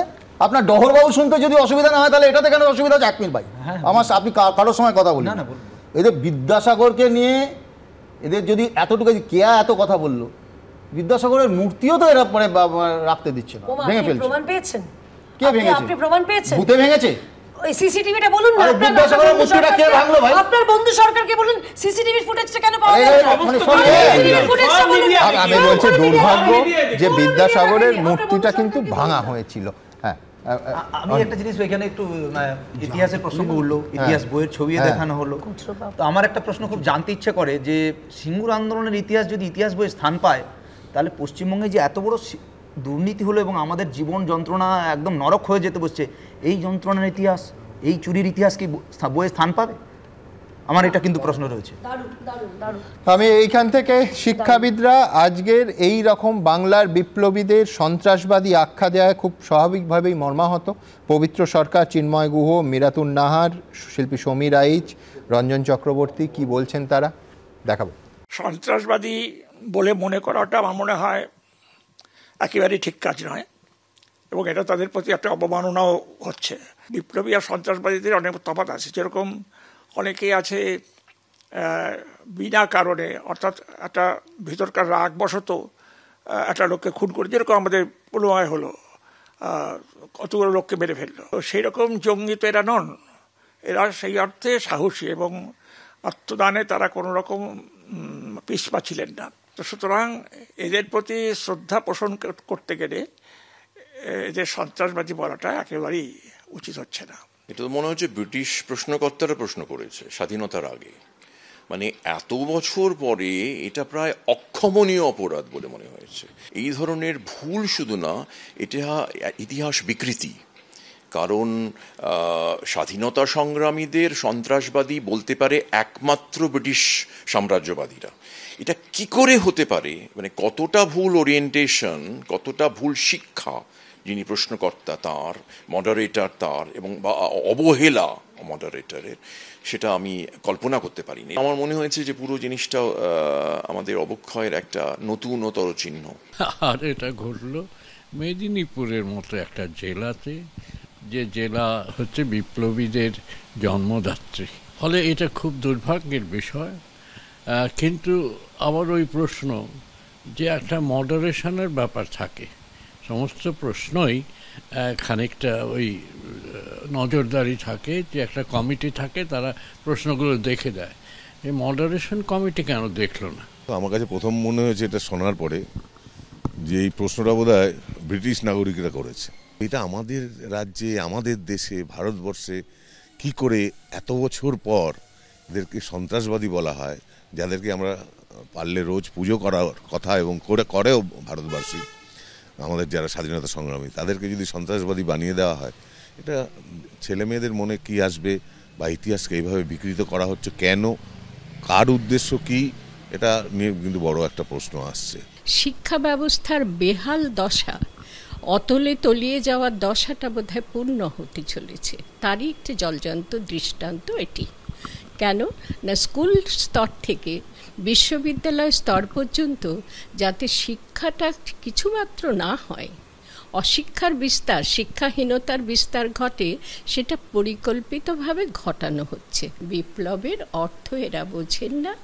অন্যায়ের প্রতিবাদ প্রতিরোধ করার জন্যে, বিশেষ করে প্রতিরোধ করার জন্যে বিপ্লবীরা বিপ্লবী হয়েছিলেন। আসলে এই বিভ্রান্তিটার সূত্রপাত হয়েছে ইংরেজদের যে নথি, পুলিশ রিপোর্ট এবং ঔপনিবেশিক কাগজপত্র, সেখানে এদেরকে সন্ত্রাসবাদী বা ডাকাত বা অপরাধী এইসব ভাষায় লেখা আছে। কিন্তু আমরা যখন ইতিহাস লিখি স্বাধীনতা সংগ্রামের, তখন এইগুলোকে সঠিকভাবে মূল্যায়ন করে বর্ণনা করি, সঠিক পরিভাষায় কথা বলি আমরা, তাহলে ঐতিহাসিকভাবে কোনো বিভ্রান্তি হয় না এবং ওই বিপ্লবী জাতীয়তাবাদী এই শব্দটাই, এই শব্দবন্ধনটাই সঠিক। দেখুন, অনেকে প্রবাদ হিসেবে বলেন যে এক যাত্রায় পৃথক ফল। অনেকে সেটা একটু রাজনীতির ছোঁয়া দিয়ে বলেছেন। খুব জনপ্রিয় হয়েছিল সেই স্লোগান এই বাংলায়, রায়গঞ্জে বেল আর মাঝদিয়ায় জেল। কেন এই কথা বলছি? হঠাৎ কাঞ্চন মল্লিকের এবং কৌস্তব বাগচি কোথায় এক জায়গায় একই রকম দুটো ঘটনায় এক যাত্রায় পৃথক ফল হচ্ছে বলে আমাদের মনে হচ্ছে। আপনাদের দেখাবো অভিনেতা এবং বিধায়ক কাঞ্চন মল্লিকের বিরুদ্ধে স্কুল অফ ট্রপিক্যাল মেডিসিনের বিভাগীয় প্রধানকে হুমকি দেওয়ার অভিযোগ। কাঞ্চন কি বলেছেন তাও পাশাপাশি দেখাবো, এবং অবশ্যই দেখাবো কেন সেই প্রশ্নে আসব। কৌস্তব বাগচির ঘটনা সাম্প্রতিকতম ডাক্তারবাবুদের হুমকি দেওয়ার যে অভিযোগ তার সঙ্গে একটা মিল আছে, কিন্তু এক যাত্রায় পৃথক ফল কি? প্রথমে কাঞ্চন মল্লিক। চিকিৎসকদের বুকে কালো ব্যাজ, হাসপাতালে দেওয়াল জুড়ে পরপর পোস্টার, কোনোটায় লেখা ভগবান নয় মানুষ, ডাক্তারদের মানুষ হিসাবে ভাবতে শিখুন, কোনোটায় আবার লেখা হতাশাকে হেনস্থায় বদলে ফেলবেন না, মানবিকতাকে বেছে নিন। স্কুল অব ট্রপিক্যাল মেডিসিনে তৃণমূল বিধায়ক কাঞ্চন মল্লিকের দাদাগিরির অভিযোগে বৃহস্পতিবার এভাবেই প্রতিবাদ ক্ষোভ জানালেন চিকিৎসক ও স্বাস্থ্যকর্মীরা। তৃণমূল বিধায়কের বিরুদ্ধে দ্রুত পদক্ষেপ চেয়ে হাসপাতাল কর্তৃপক্ষকে চিঠি দিয়েছে রেসিডেন্ট ডক্টরস অ্যাসোসিয়েশন। অবশ্যই আমাদের যেটা মূল দাবি বা আমাদের পরামর্শ সেটা হচ্ছে যে এই চিকিৎসা ক্ষেত্রে যে বারবার করে যে আগ্রাসন আসছে বিভিন্নভাবে, সেই আগ্রাসনের সঠিক যারা আগ্রাসী মনোভাব নিয়ে যারা ডাক্তারদের ওপর, চিকিৎসা কর্মীদের ওপর, নার্সদের ওপর নির্যাতন করছেন, সেটা শারীরিকভাবে হতে পারে বা সেটা কথার মাধ্যমে হতে পারে, সেই সমস্ত ক্ষেত্রে এগুলোর নির্দিষ্টভাবে তদন্ত করে তাদের নির্দিষ্টভাবে শাস্তি প্রক্রিয়ার ব্যবস্থা করা হোক। তৃণমূল বিধায়ক কাঞ্চন মল্লিকের বিরুদ্ধে কড়া ব্যবস্থা নেওয়ার দাবি জানানো হয়েছে আরও একাধিক চিকিৎসক সংগঠনের তরফে। এই যে কালচার, তৃণমূলের কালচার, যেটা তৃণমূল এই বিধায়কের মধ্য দিয়ে যেটা ফুটে উঠেছে, আমরা এই ঘটনার তীব্র নিন্দা জানাচ্ছি, প্রতিবাদ জানাচ্ছি, উচ্চ পর্যায়ের তদন্তের দাবি করছি এবং এই বিধায়কের বিরুদ্ধে আজকে আইনানুগ ব্যবস্থা নেওয়ার জন্য আমরা দাবি জানাচ্ছি। বৃহস্পতিবার স্কুল অব ট্রপিক্যাল মেডিসিনে গিয়ে ডিরেক্টরের সঙ্গে বৈঠক করেন নারী ও শিশু কল্যাণ মন্ত্রী Shashi Panja. Ball is in the court of the Swasthya Bhavan. আমরা মাননীয় বিধায়ক সঙ্গেও কথা বলবো, আমি মাননীয় স্পিকারকেও এই বিষয়টা বলেছি, তিনি কথা বলুন। বুধবার দুপুরে স্কুল অব ট্রপিক্যাল মেডিসিনে যান তৃণমূল বিধায়ক কাঞ্চন মল্লিক। তৃণমূল বিধায়কের স্ত্রীর দিদিমার ত্বকের চিকিৎসার জন্য সেখানে যান তিনি। সেখানেই এক চিকিৎসকের সঙ্গে দুর্ব্যবহার ও তাকে বদলি করে দেওয়ার হুমকির অভিযোগ ওঠে তার বিরুদ্ধে। মনে হলো যে হয়তো ওনাদের ওয়েট করতে হবে, তাই কেন রাখলেন উনি আমি বুঝতে পারিনি, তবে ওনার বিহেভিয়ারটা আমার খুব খারাপ লাগে। যদিও অভিযোগ অস্বীকার করেছেন তৃণমূল বিধায়ক কাঞ্চন মল্লিক।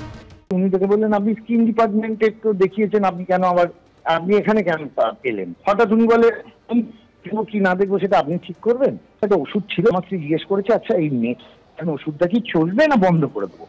উনি বললেন আপনি এমবিবিএস ডাক্তার না? আমি এমবিবিএস। যা তাহলে এখানে আসুন, এখানে এসে আপনি প্রেসক্রিপশন করে নিন, যান। এই আমি তখন বলেছি যে আপনি এভাবে কেন কথা বলছেন? আমি বললাম কি আশ্চর্য, আপনি অনেক গলা নামিয়ে কথা, এই আবার কি ধরনের কথাবার্তা? তৃণমূল বিধায়কের আচরণের কড়া সমালোচনা করেছে বিরোধীরা। কাঞ্চন মল্লিক তো বারে বারে বেপরোয়া কাজ করে, বারে বারে করে। এদের মাথায় পিসির হাত রয়েছে, অতএব এরা বেপরোয়া। কোনো একটা জায়গায় কাঞ্চন মল্লিক ধৈর্য এবং মেজাজ নিয়ন্ত্রণ করতে পারেননি, সেটা যারা তৃণমূল সমর্থক চিকিৎসক বা জুনিয়র ডক্টর বা আমাদের যারা সমিতি আছেন তারাও ব্যাপারটায় বিরক্ত হয়েছেন। শেষ অবধি জল কত দূর গড়ায় সেদিকেই সবার নজর। জিলম করঞ্জাই, আবির দত্ত, কৃষ্ণেন্দু অধিকারী, এবিপি আনন্দ। অরূপ, আবার সেই কথা উঠবে যে রায়গঞ্জে বেল আর মাঝদিয়ায় জেল। আমি বলছি যে কুণাল ঘোষ বলছেন যে ধৈর্য আর মেজাজ নিয়ন্ত্রণ করতে পারেননি। এই একই অভিযোগ তো কৌস্তব বাগচির বিরুদ্ধে উঠেছিল, যে ডাক্তারবাবুদের একদম সরাসরি হুমকির নামে এফআইআর হলো। একবার নয়, তিনবার পুলিশ তাকে তলব করলো। সেটাও ডাক্তারবাবুদের হুমকি, এটাও ডাক্তারবাবুদের হুমকি। তার মধ্যখানে যেটা বাড়তি সেটা হচ্ছে তৃণমূল কংগ্রেসের প্রচুর সমর্থক, মহিলা সমর্থক কৌস্তব বাগচির বাড়ির সামনে গিয়ে বিক্ষোভও দেখালো। কিন্তু আমার বক্তব্য যে এই তো দুটো একই জিনিস। অরূপ, বিধায়কের বিরুদ্ধে কোনো ব্যবস্থা কি হবে? কোনো এফআইআর তদন্ত কিছু এগোবে? না সুমন, প্রথম কথা দুটো একেবারেই এক জিনিস নয়। এই কারণে বলছি, প্রথম কথা কাঞ্চন মল্লিক একজন জনপ্রতিনিধির যে ধরনের আচরণ করা উচিত সেই আচরণ উনি ওখানে করেননি, এটা নিন্দনীয়। প্রথমে এই কথা বলতে কোনো দ্বিধা নেই। দলের কেউ এই ঘটনাকে এন্ডোর্স করেননি। পার্থক্যটা কোথায় দেখুন, পার্থক্যটা হচ্ছে কৌস্তবের ঘটনাকে নিন্দা জানিয়ে বিজেপির কোনো নেতার বিবৃতি কিন্তু আপনি এখন অবধি দেখাতে পারবেন না। এক, দ্বিতীয়ত হচ্ছে কৌস্তবের ঘটনায় স্পেসিফিক্যালি ওই ডাক্তার সংশ্লিষ্ট থানায় এফআইআর করেছিলেন। এই ঘটনায় রেসিডেন্ট ডক্টর অ্যাসোসিয়েশন তারা নিন্দা করেছে। তারা যদি মনে করে এফআইআর করবে তাহলে প্রশাসনিক ব্যবস্থা নেবে। পার্থক্যটা কোথায় সুমন? অ্যাপ্রোচের। ধরুন একজন চিকিৎসক, কোভিডের সময় অক্সিজেন নেই, তখন অক্সিজেনের হাহাকার চলছে। একজন চিকিৎসক 19 জন শিশুর প্রাণ বাঁচিয়েছিলেন। গোরখপুর হাসপাতালে তার কি অবস্থা হয়েছিল ডক্টর কাফিল খান আমরা আজ অব্দি ভুলি। এইখানে তোমার সঙ্গে এটাই হচ্ছে অ্যাপ্রোচের পার্থক্য। তৃণমূলের কেউ কাঞ্চন মল্লিকের আচরণকে সমর্থন করছেন না, জনপ্রতিনিধির আচরণ আরো সংবেদনশীল অবশ্যই হওয়া উচিত। প্রত্যেকে কিন্তু বলছে বিরোধী হলে তার বাড়ির সামনে বিক্ষোভ এবং তিনবার তলব পুলিশের। লাভ নেই, কাঞ্চন মল্লিকটা পরে আসছে, এবার রিভাইন্ড করে যাচ্ছি। সোহমের ঘটনা মনে আছে, পার্কিং নিয়ে কিরকম পেটানো হলো, বলতে দিন না ভাই। তার বিরুদ্ধে কোনো ব্যবস্থা নেওয়া হলো, সে চুপচাপ গিয়ে তাকে জামিন করে দেওয়া হলো এবং সরকারি প্রসিকিউটর পাবলিক প্রসিকিউটরের ঘরে পায়ে পা তুলে বসে সে চলে এলো বীর দর্পে। এটাই হচ্ছে তফাৎ। আর উনি বলছেন না বাড়ির সামনে বিক্ষোভ। অনুব্রত মণ্ডল যে রাজ্যে, তার বিরুদ্ধে ব্যবস্থা হয় না। কাঞ্চন মল্লিক তো কোন ছাড়, মনোজিৎরা ম্যাঙ্গো ট্যাঙ্গোরা গলা উঁচিয়ে কোথাও মদের আসর বসাচ্ছে, কেউ মেয়েকে দিয়ে মাথা টেপাচ্ছে, ব্যবস্থা তো করে। আমি বলছি তদন্ত কেন নয়। আমি অর্পের সঙ্গে ডিফার করতে চাই এই পয়েন্টে। দেখুন, স্কুল অফ ট্রপিক্যাল মেডিসিন সরকারি চিকিৎসালয়, সরকারি চিকিৎসালয়ে একজন সরকারি চিকিৎসকের তিনি ডিউটিরত অবস্থায় এইভাবে একজন শাসক দলের এমএলএ দ্বারা হেনস্থা হলেন, আর সরকারি দলের প্রতিনিধি তিনি শুধু বলছেন যে আমি নিন্দা করছি। আচ্ছা, তিনি তো ডিউটি করছিলেন, ডিউটিরত অবস্থায় একজন চিকিৎসক হেনস্থা হলে সরকার কোনো ব্যবস্থা নেবে না? দেখুন, কৌস্তভা ম্যাটারটা সেটা বেসরকারি হাসপাতালে করেছে, কিন্তু সরকারি চিকিৎসালয়ে একজন শাসক দলের এমএলএ তিনি এইভাবে হেনস্থা করবেন সরকারি চিকিৎসক, ব্যবস্থা হবে না, শুধুমাত্র নিন্দা করে ছেড়ে দেবেন? কত ব্যবস্থা সরকারি ডিউটিরত অফিসার, সরকারি ডিউটিরত অফিসার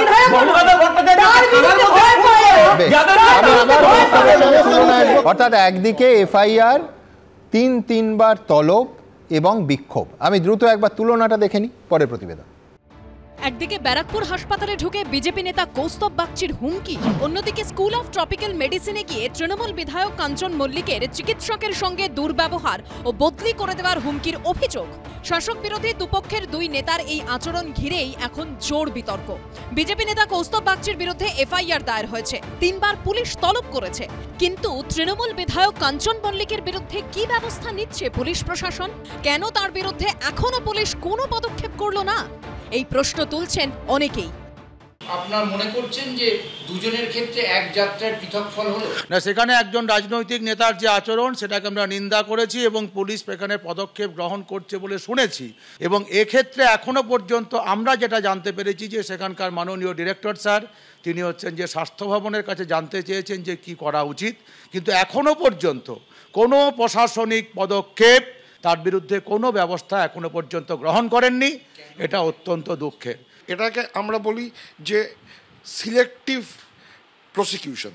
14 তলা থেকে যদি কারুর মাথায় যে তিনি তার দলের কেউ হলে তার 7 খুন মাপ, এই ঘটনা কিন্তু যে কৌস্তব বাগচির ক্ষেত্রে যা ঘটলো এবং মানে কাঞ্চন মল্লিকের ক্ষেত্রে এখনো পর্যন্ত যা ঘটনা ঘটেছে, আমাদের মনে হয় যে এটা কিন্তু সেই পরিপ্রেক্ষিতেই ঘটনাটা মানে তারই সূত্রে হয়েছে।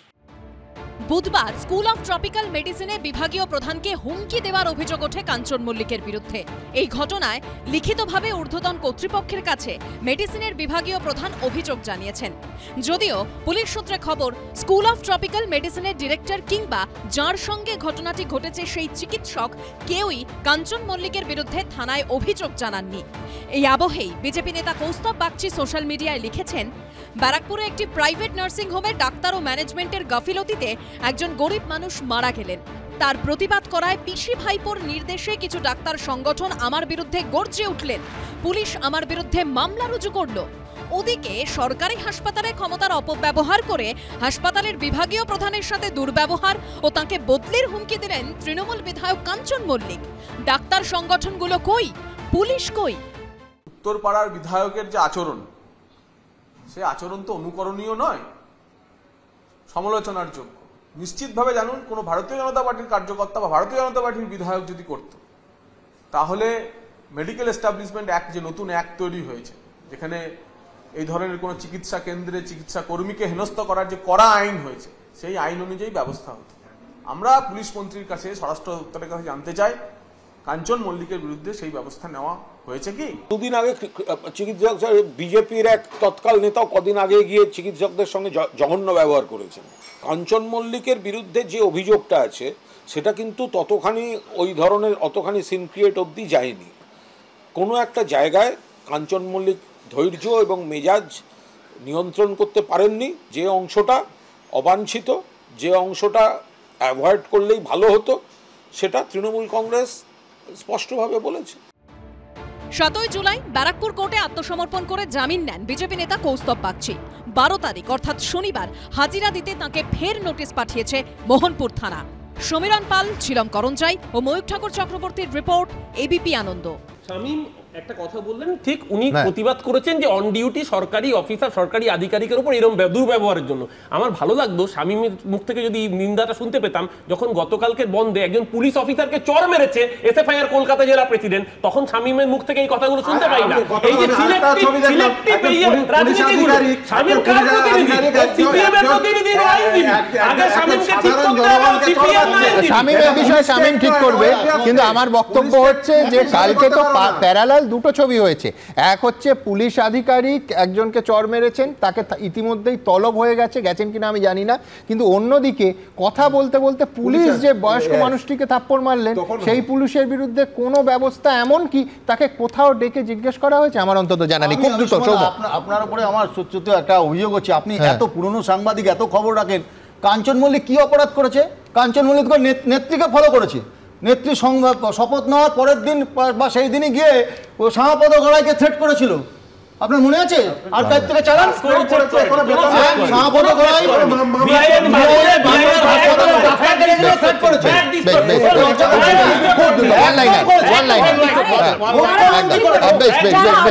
ডাক্তারকে সম্মান করে না, আর্জি করে গিয়ে যারা জুলুমবাজি করে, যে তৃণমূল, আপনার মনে একটা বলতে আর্জি করে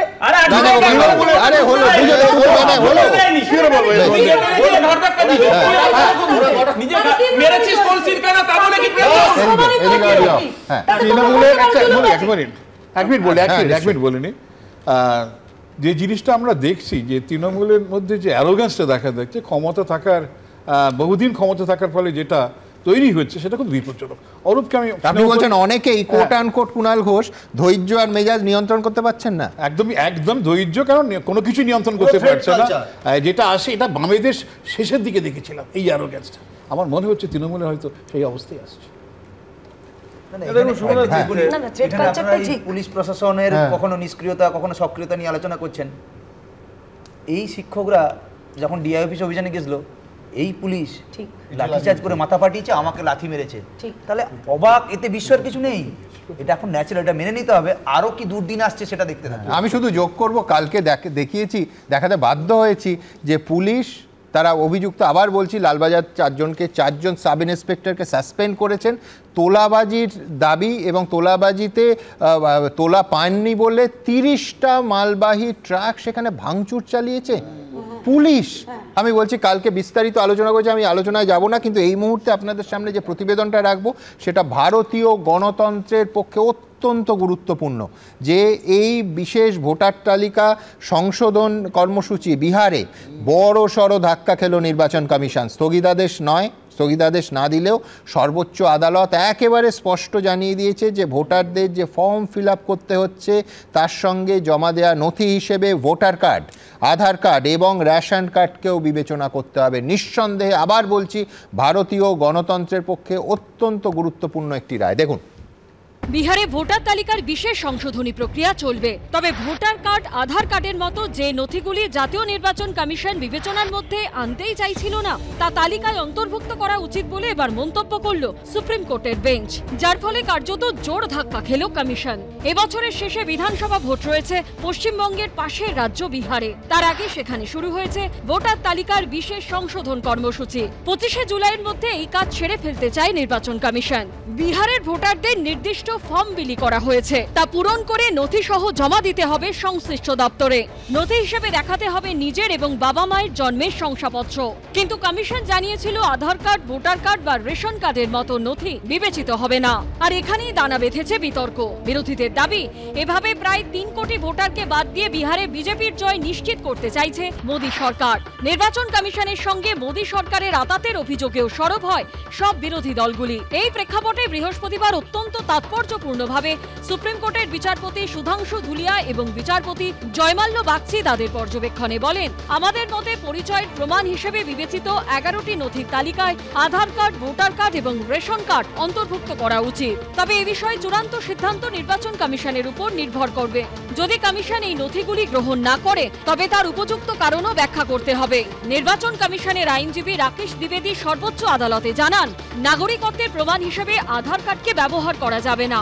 কিন্তু বিচারপতি সুধাংশু ধুলিয়া ও বিচারপতি জয়মাল্য বাগচির বেঞ্চ প্রশ্ন তোলে, কেন আধার কার্ডকে গ্রাহ্য বলে ধরা হবে না? আজ কোর্ট কার্যত আধার অথবা ভোটার লিস্ট তাকে মান্যতা দেবার কথা বলেছে। নির্বাচন কমিশন নিশ্চয়ই পারলে বুঝবে যে শুধু মোদিজি কি বললো সে অনুযায়ী নাচলে এদেশের মানুষ তা মানবে না। ভোটার তালিকা সংশোধনে নির্বাচন কমিশনের তাড়াহুড়ো নিয়েও বৃহস্পতিবার প্রশ্ন তোলে সর্বোচ্চ আদালত। কমিশনের আইনজীবীর উদ্দেশ্যে বিচারপতি জয়মাল্য বাগচি প্রশ্ন করেন, 1 মাসের মধ্যে কাজ শেষ করতে চাইছেন কেন? জনগণনা সারা বছর ধরে হয়, আপনারা এত তাড়াহুড়ো করছেন কেন? বিহারে ভোটের ঠিক মুখেই ভোটার তালিকারই বিশেষ সংশোধন কর্মসূচি কেন করা হচ্ছে, এই নিয়েও প্রশ্ন করে সুপ্রিম কোর্ট। ভালোই হয়েছে, কিন্তু আবার আমি দেখলাম যে রয়েছে যে এগুলোই আবার ডিসাইডিং ফ্যাক্টর হবে তা নয়, কিন্তু কনসিডার করবে, কিন্তু এগুলোই ডিসাইডিং ফ্যাক্টর হবে কিনা। তাহলে গোটা ব্যাপারটা এখনো ডিসক্রিপশনে চলে রইল। কিন্তু ইলেকশন কমিশন অফ ইন্ডিয়া হঠাৎ বিহারের ইলেকশনের আগে, বাংলার ইলেকশনের আগে এই যে স্পেশাল রিভিশনটা করা হচ্ছে কেন, এটা তো আমাদেরও প্রশ্ন ছিল। যেটা উদ্দেশ্য ছিল যে যাতে এই ভোটার তালিকা সংশোধনটাই না হয়। বিহারে যদি বন্ধ করে দেওয়া যায় তাহলে বাংলায় আর ভোটার লিস্ট সংশোধন হবে না। কিন্তু একটা জিনিস পরিষ্কার যে ভোটার লিস্ট সংশোধন হবে, প্রসিডিওরে কিছু এদিক ওদিক হতে পারে। এটা আমি মনে করি প্রকারান্তরে নির্বাচন কমিশনের বিজয়। এই মামলার পরবর্তী শুনানি 28 জুলাই। 21 জুলাইয়ের মধ্যে নির্বাচন কমিশনকে হলফনামা জমা দেওয়ার নির্দেশ দিয়েছে সুপ্রিম কোর্ট। বিজেন্দ্র সিংহ ও সৌমিত্র রায়ের রিপোর্ট, এবিপি আনন্দ। দেখুন, আমি আগেও বলেছি, আমার সহকর্মীদের সঙ্গে প্রায় আমার দ্বিমত হয় যে গত 20 বছর ধরে আপনাদের ভরসা, আগাগোড়াই এবিপি আনন্দের পাশে থাকার কোনো প্রমাণ আপনাদেরই সামনে নিয়মিত মাসে মাসে তুলে ধরার আদৌ কোনো প্রয়োজন আছে কিনা। ব্যক্তিগতভাবে আমি মনে করি প্রয়োজন নেই, দরকার হয় না। তাই খুব ব্যতিক্রমী ঘটনা না হলে আমরা কখনো এ নিয়ে নিয়মিত তথ্য প্রকাশ, লাভঝাঁপ বা বিজ্ঞাপনের প্রয়োজন আছে বলে মনে করি না। আপনারা জানেন, ভারতবর্ষে 2015 সালের এপ্রিল মাসের পর থেকে একটাই সংস্থা গোটা দেশে সমস্ত টেলিভিশন চ্যানেলের দর্শক সংখ্যার বিচার করতে পারে, বার্ক। কোনো ক্ষেত্রেই এর কোনো দু রকমের তথ্য হয় না। আর তাদের ওয়েবসাইট বা অ্যাপে গিয়ে আপনারা তাদের সমস্ত তথ্য নিজেরাই দেখে নিতে পারেন। তবে কয়েক সপ্তাহ আগে এই বার্ক সংস্থাটা তাদের এত বছরের পদ্ধতিতে একটা বড় বদল এনেছে। তারা 4 সপ্তাহের রোল ডেটার পরিবর্তে প্রতি সপ্তাহের আনরোল ডেটা মানুষের সামনে রাখছে। আর তাতেও গত 20 বছরের মতো অন্যদের তুলনায় অনেকটাই এগিয়ে এবিপি আনন্দ। বিপুল পুঁজির ল্যান্ডিং পেজের চ্যালেঞ্জকে হারিয়ে দিয়েছে আপনাদের ভরসা আর ভালোবাসা। টেলিভিশনের ইতিহাসে এমন ঘটনা সত্যি অভিনব। তাই আজ নানা প্রতিকূলতার মধ্যে কাজ করে চলা সমস্ত নিউজ চ্যানেল এবং সমস্ত ডিজিটাল মিডিয়াকেও এবিপি আনন্দের শুভেচ্ছা। আর আপনাদের কাছে, আমাদের দর্শকদের কাছে আমরা চিরকৃতজ্ঞ রইলাম। আপনাদের প্রণাম।